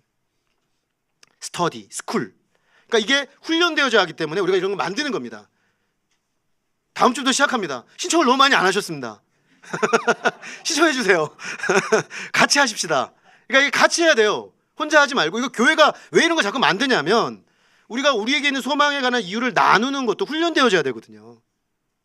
오늘 여기 계신 분들만 신청하면 저의 권심이 이제 끝납니다. 다 하실 거라고 저는 믿습니다. 그리고 코디도 신청해 주십시오. 꼭 교회 안 오셔도 됩니다. 온라인에서 코디 하십니다. 온라인 모임으로 하니까요. 그래서 얼마나 좋은지 모릅니다. 온오프라인 동시로 하니까요. 그래서 함께 하자. 1년 동안 함께 하자라는 겁니다. 그리고 타인 필요 중심으로 섬기기. 이거는 이제 이기심과의 싸움입니다. 나 중심으로 가정에 살고 있잖아요. 나 중심으로 교회를 바라보잖아요. 나 중심으로 직장에 살잖아요. 그러니까 어떻게 하면 이 이기심을 깰까? 어떻게 하면 이기심을 깰까? 그러니까 어저께 제가 김사무엘 목사님하고 강대원 목사님하고 한 학기에 한 2번 정도 만나요. 그 교수님이 이제 강의를 하시니까 학교 정에는 바쁘니까 이제 학기 시작할 때 한번 만나고 끝날 때 한번 만나는데 이게 만나서 뭐 그냥 뭐 만나는 게 너무 좋으니까 만나요. 좋은 친구들이에요. 다 저보다 형님들이지만 저를 친구로 대우해 주셔서 뭐 이런저런 얘기를 이제 다양하게 하거든요. 근데 그 김사무엘 목사님이 저한테 그러시는 거예요. 그 최근에 그 사모님이 우리 제 아내랑 너무 대화가 하고 싶어서 만나서 회포를 풀었거든요. 회포를 풀고 집에 돌아가서 그랬다는 거예요. 사모님이 지난번보다 더 말랐더라. 그러면서 사모님이 김사무엘 목사님이 말씀하신 거예요. 유병용 목사님을 만나면 왜 사모님을 그렇게 밖에서 잘 돌보질 않아가지고 사모님 얼굴에 그렇게 된 것인지 해명하라. 해명을 듣고 오라고 명령을 받으신 거예요. 제가 완전 쫄았습니다. 그래서 나름 해명을 좀 했는데요. 해명한다고 되겠습니까? 그러니까 이제 뭔 문제겠습니까? 제가 늘 생각합니다. 내가 너무 이기적이다. 나 중심으로 내가 가정을 사니까 이게 돌보고 해야 되는데 그냥 취하고 아내가 잘 도와주고 섬겨주니까 그냥 받고만 있고. 그러니까 이제 이거를 어떻게 다룰 거냐. 근데 이거를 다루는 게 힘들죠. 너무 우리는 자기중심적이기 때문에 교회에서도 마찬가지입니다. 교회에서도 내 중심으로 교회를 자꾸 보거든요. 내 필요 중심으로. 근데 내 필요가 아니라 하나님의 필요, 공동체의 필요, 내 옆에 있는 성도의 필요를 보면 좀 달라집니다. 이게 관점이. 우리가 교회를 향해 던지는 말도 바뀌고요. 교회를 향한 사역도 바뀝니다. 직장 생활도요. 이거 하면 바뀝니다. 그러니까 사람들이 나에게 상사가 밑에 사람이 이게 아니라 내가 어떻게 이 사람들을 섬길까? 이걸 이제 훈련해 나간다는 거죠. 뭐 한도 끝도 없습니다. 나와 의견이 다른 사람 사랑하기. 나와 의견이 다른 사람들. 이거는 이제 교회에서 굉장히 중요한 훈련이라고 봅니다. 저희가 이제 밥을 지금 다시 먹으려고 하잖아요. 그죠? 근데 여러분, 교회 공동체는 밥상 공동체거든요. 가족이니까요. 가족은 식구, 밥 같이 먹는 공동체니까 우리는 밥을 같이 먹는 게 중요합니다. 근데 그거 아십니까, 여러분? 밥상을 어떻게 차릴까를 가지고 싸운다는 거. 예. 밥상을 어떻게 차릴까에 대한 생각이 좀 달라요, 사람들이. 예? 밥차를 할 것인가? 예. 시켜 먹을 것인가? 김밥을 할 것인가? 그냥 다 없애버릴 것인가? 100이면 100 생각이 다 다릅니다. 근데 여기서 저는 당연하다고 생각해요. 당연하다고 생각하고, 저는 좋은 기회 같다. 제가 엄청나게 많은 얘기를 듣고 있거든요. 책임 있는 분들이 또 많이 들으시고 저한테 또 얘기해 주시고요. 약간 이제 책임 있는 분들이 좀 분산해서 좀 들으시죠. 그래서 저한테 직접 들어오기도 하고, 돌아서 들어오기도 하고. 근데 보면 제가 다 듣고 나면 이런 생각이 듭니다. 어떻게 하란 말이냐? 제가 정말 진심이에요. 뭘 어떻게 하라는 거냐 이게 도대체? 에? 나보고 뭘 어떻게 하라는 거야? 뭐 이런 생각이 정말 들어요. 답이 없어요, 답이. 예, 답이 없어요. 모든 사람이 가지고 있는 생각이 다 달라요. 그리고 다 필요가 있어요. 답은요, 나와 생각을 달리하는 사람들을 이해하는 마음을 품지 않으면 답은 결코 나오지 않는다. 그리고 우리 교회가 가지고 있는 결정 프로세스를 따라줘야 됩니다. 그러니까 다를 수 있지만 나와 다른 사람들이 근데 전체적으로 이런 의견을 가지고 가는 데는 그런 이유가 있구나 하고, 그래 근데 대신에 보장해줘야죠. 모든 사람이 얘기할 수 있도록. 제가 다 듣습니다. 다 듣는데요, 특정한 사람의 얘기만 들을 수 없어요. 모든 사람이. 그러니까 그 과정에서 우리는 훈련해야 됩니다. 나와 다른 의견을 가진 사람의 이야기를 어떻게 듣는 공동체가 될 건가. 여러분, 우리 교회 생활에 성숙을 판가름하는 문제입니다. 자, 보겠습니다. 이번에 우리가 이 밥 먹는 문제 가지고 싸우는가, 밥 먹는 문제 가지고 성숙해지는가. 예. 그래서 이거 잘 풀어내면서 오히려 행복해지면 좋겠습니다. 밥 먹고 싸우면 진짜 최하잖아요. 밥상머리에 싸우는 게 최악이거든요. 예. 그러니까 밥상머리에서 막 숟갈 던지는 아버지 정말 밉잖아요. 그죠? 밥상머리에서 막 화내고 나가는 자식 보면 분노하잖아요. 그러니까 마찬가지인 거죠. 밥은 좀 평안하게 먹자. 그러니까 이거 하나가 바로미터입니다. 우리 교회가 많은 의견들을 결정할 때 나와 다른 의견을 어떻게 서로 존중하고 수렴할 거냐, 이런 거죠. 그다음에 신뢰할 만한 친구 되기입니다. 이건 이제 소그룹입니다. 목장에서 정말 깊이 있는 것을 나누는 친구들을 찾아가는, 만들어가는. 그다음에 넉넉하게 나누기. 제가 한 해 신년 방향으로 이걸 했었죠. 청지기. 내가 소중하게 여기는 시간, 내가 여기 소중하게 여기는 재능, 내가 소중하게 여기는 보물들을 어떻게 내가 주인이 아니라 하나님의 주인인 걸 알고 청지기로 나눌 것인가. 이거 부단히 훈련해야 됩니다. 11조 훈련. 11조는 저는 훈련이라고 봅니다. 11조 생활을 하지 않으면 물질을 분명히 청지기로 살고 있지 않은 겁니다. 그러니까 저는 11조를 설교를 거의 하지 않죠. 여러분 잘 아실 겁니다. 제가 한 번인가 했습니다. 그러니까 11조 설교에 시험 드는 사람들이 하도 많기 때문에 하지 않습니다. 그러나 11조 중요합니다. 왜냐하면 우리가 물질의 청지기로 사는 최소한의 훈련 장소거든요. 그러니까 이것조차 되지 않는데 그 사람이 물질의 주인 하나님을 인정할까요? 저는 아니라고 봅니다. 11조의 정신은 10분의 1을 내는 게 아니죠. 여러분 잘 알고 계시죠? 11조의 정신은 11조를 내면서 내 모든 물질의 주인은 하나님이시고 하나님 나에게 주셨습니다라는 감사의 고백이면서 동시에 이제 오늘부터 나는 내게 있는 10분의 9를 하나님 주인의 뜻을 따라 쓰겠습니다라는 겁니다. 그러니까 쓰는 게 중요합니다. 쓰는 게. 11조는 내가 어떻게 쓰고 있는가, 내 소비 생활을 점검하겠다는 겁니다. 여러분 그렇게 11조 생활을 하셔야 됩니다. 시간도 마찬가지입니다. 시간은 내 거가 아니죠. 하나님 겁니다. 그러면 먼저 하나님께 내놔야죠. 하루의 첫 시간, 일주일의 첫날, 주일을 자꾸 무너뜨리지 마십시오. 주일을 무너뜨리면 삶이 무너지고 신자의 삶이 무너집니다. 가장 기본 훈련입니다. 그러니까 우리가 소중하게 여기는 나의 재능들, 나가 잘 먹고 잘 사는 데만 쓰지 마시고 좀 다른 사람들이 유익하고 교회가 유익하는 데다 좀 갖다 쓰십시오. 그렇게 해서 자꾸만 청지기가 되어가는 거. 그러면 어떤 일이 벌어지냐면 모두가 행복해집니다. 하나님의 은사가 막 부어지면서 모두가 행복해지는 일들이 벌어집니다. 준비된 예배 드리기. 여기서 중요한 건요, 은혜 받으려고 교회 예배 오지 말라는 겁니다. 무슨 소리냐면 교회 은혜 받으러 가는데 은혜 받아야죠. 그런데 자기 중심적 예배를 드리지 말라는 겁니다. 공동체적 시선으로 예배를 드리는 이 시각을 전환하라. 그러면 일찍 오게 됩니다. 공동체적 시선으로 보게 되면. 왜냐하면 이 교회 예배 혹시 오늘 처음 오신 분들한테 오늘 예배가 어떻게 다가올까를 생각하게 되죠. 그러니까 내가 은혜 받는 게 아니라 다른 사람이 은혜 받. 처음 온 사람이 은혜 받고 지금 삶의 힘든 문제를 안고 오는 성도들이 지금 은혜 받도록 하려면 뭐가 장애가 될까? 어떤 부분이 우리 예배에 있어서 거침돌이 될까? 생각하는 거죠. 그래서 제가 그런 얘기를 들었습니다. 우리 교회 성도들이 인사를 잘 안 한대요. 그런가요? 저 잘 몰랐습니다. 네, 인사를 잘 안 하고 이렇게 그냥 외면을 이렇게 간대요. 잘 믿겨지는 않는데 그런 느낌이 있다고 제가 한번 얘기를 들었어요. 그럴 수도 있겠다. 그래서 친절하게 인사하는 운동을 해야 되나?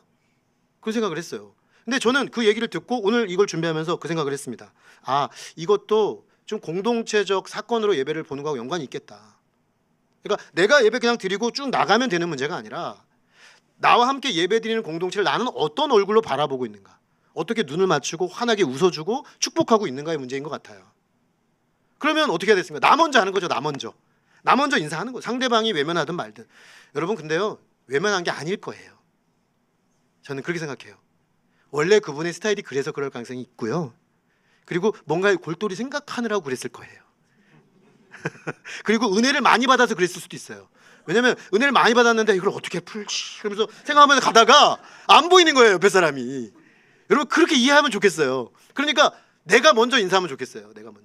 내가 먼저 그 사람의 같이 은혜를 나누고 반가워하고. 그러니까 나 중심에서 공동체 중심으로 예배를 바라본다면 우리 예배가 많이 바뀔 수 있겠다. 그리고 마지막은 훈련 계획을 세워라입니다. 훈련 계획을 세워라.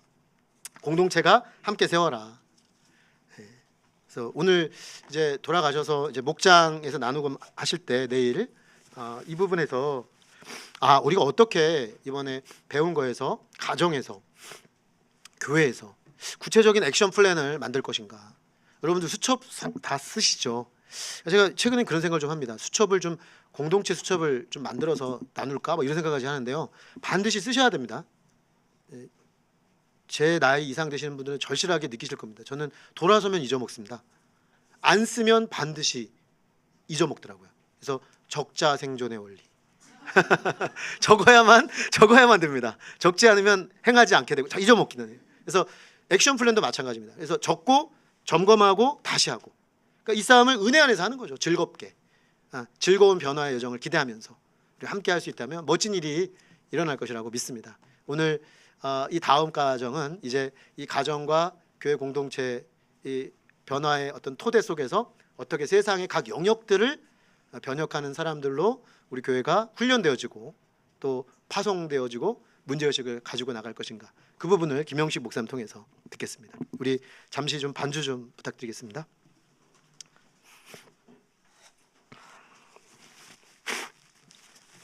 우리 반주에 맞춰서 기도 드리겠습니다. 오늘 우리는 성령을 바탕으로 해서 하나님 복음의 말씀으로 나의 이야기를 바꾸어가는 사람으로 영적 훈련을 하려고 할 때 그 훈련이 어떤 장에서 펼쳐지는가 하는 부분들을 나누었습니다. 가정이라는 영역, 주님이 만나주신 사람들을 가족에게 돌려보냈다는 것, 가정에게 돌려보냈다는 것, 그 이야기는 가정에서 다뤄야 할 것이 있다는 것을 의미합니다. 파괴도 가정에서 일어났고 회복도 가정에서 일어납니다. 오늘 우리 가족은 어떤 체계를 가지고 어떻게 형성되어 있는지, 나의 원가족은 어떻게 형성되어 있었고 그것이 지금 우리 가족에는 어떤 모습으로 나타나고 있는지 주님 보여주십시오. 지금 우리가 치유되기 원합니다. 문제는 다 있는데 중요한 건 그것을 어떻게 다루느냐에 있음을 배웁니다. 지금 우리가 과거 사건은 변화시킬 수 없습니다. 그러나 우리에게 그 끼친 영향은 변화시킬 수 있습니다. 주님께서 보여주신 대로, 알려주신 대로 이제 다루어 가기 원합니다. 가족 속에서, 가정 속에서 하나하나 너무 늦었다 생각하지 않고 절망하지 않고 하나님의 은혜와 소망을 품고 나아가기 원합니다. 주님, 그리고 이제 이것을 가지고 이제 교회 공동체로 모였을 때 우리는 하나님 나라의 그 전망 속에 선 교회로 교회 속에서 제자 훈련하기 원합니다. 부단히 훈련해 가야 함을 배웁니다. 제자 삼는 제자로 세워져야 함을 배웁니다. 거기에는 많은 훈련의 요소들이 우리에게 있습니다.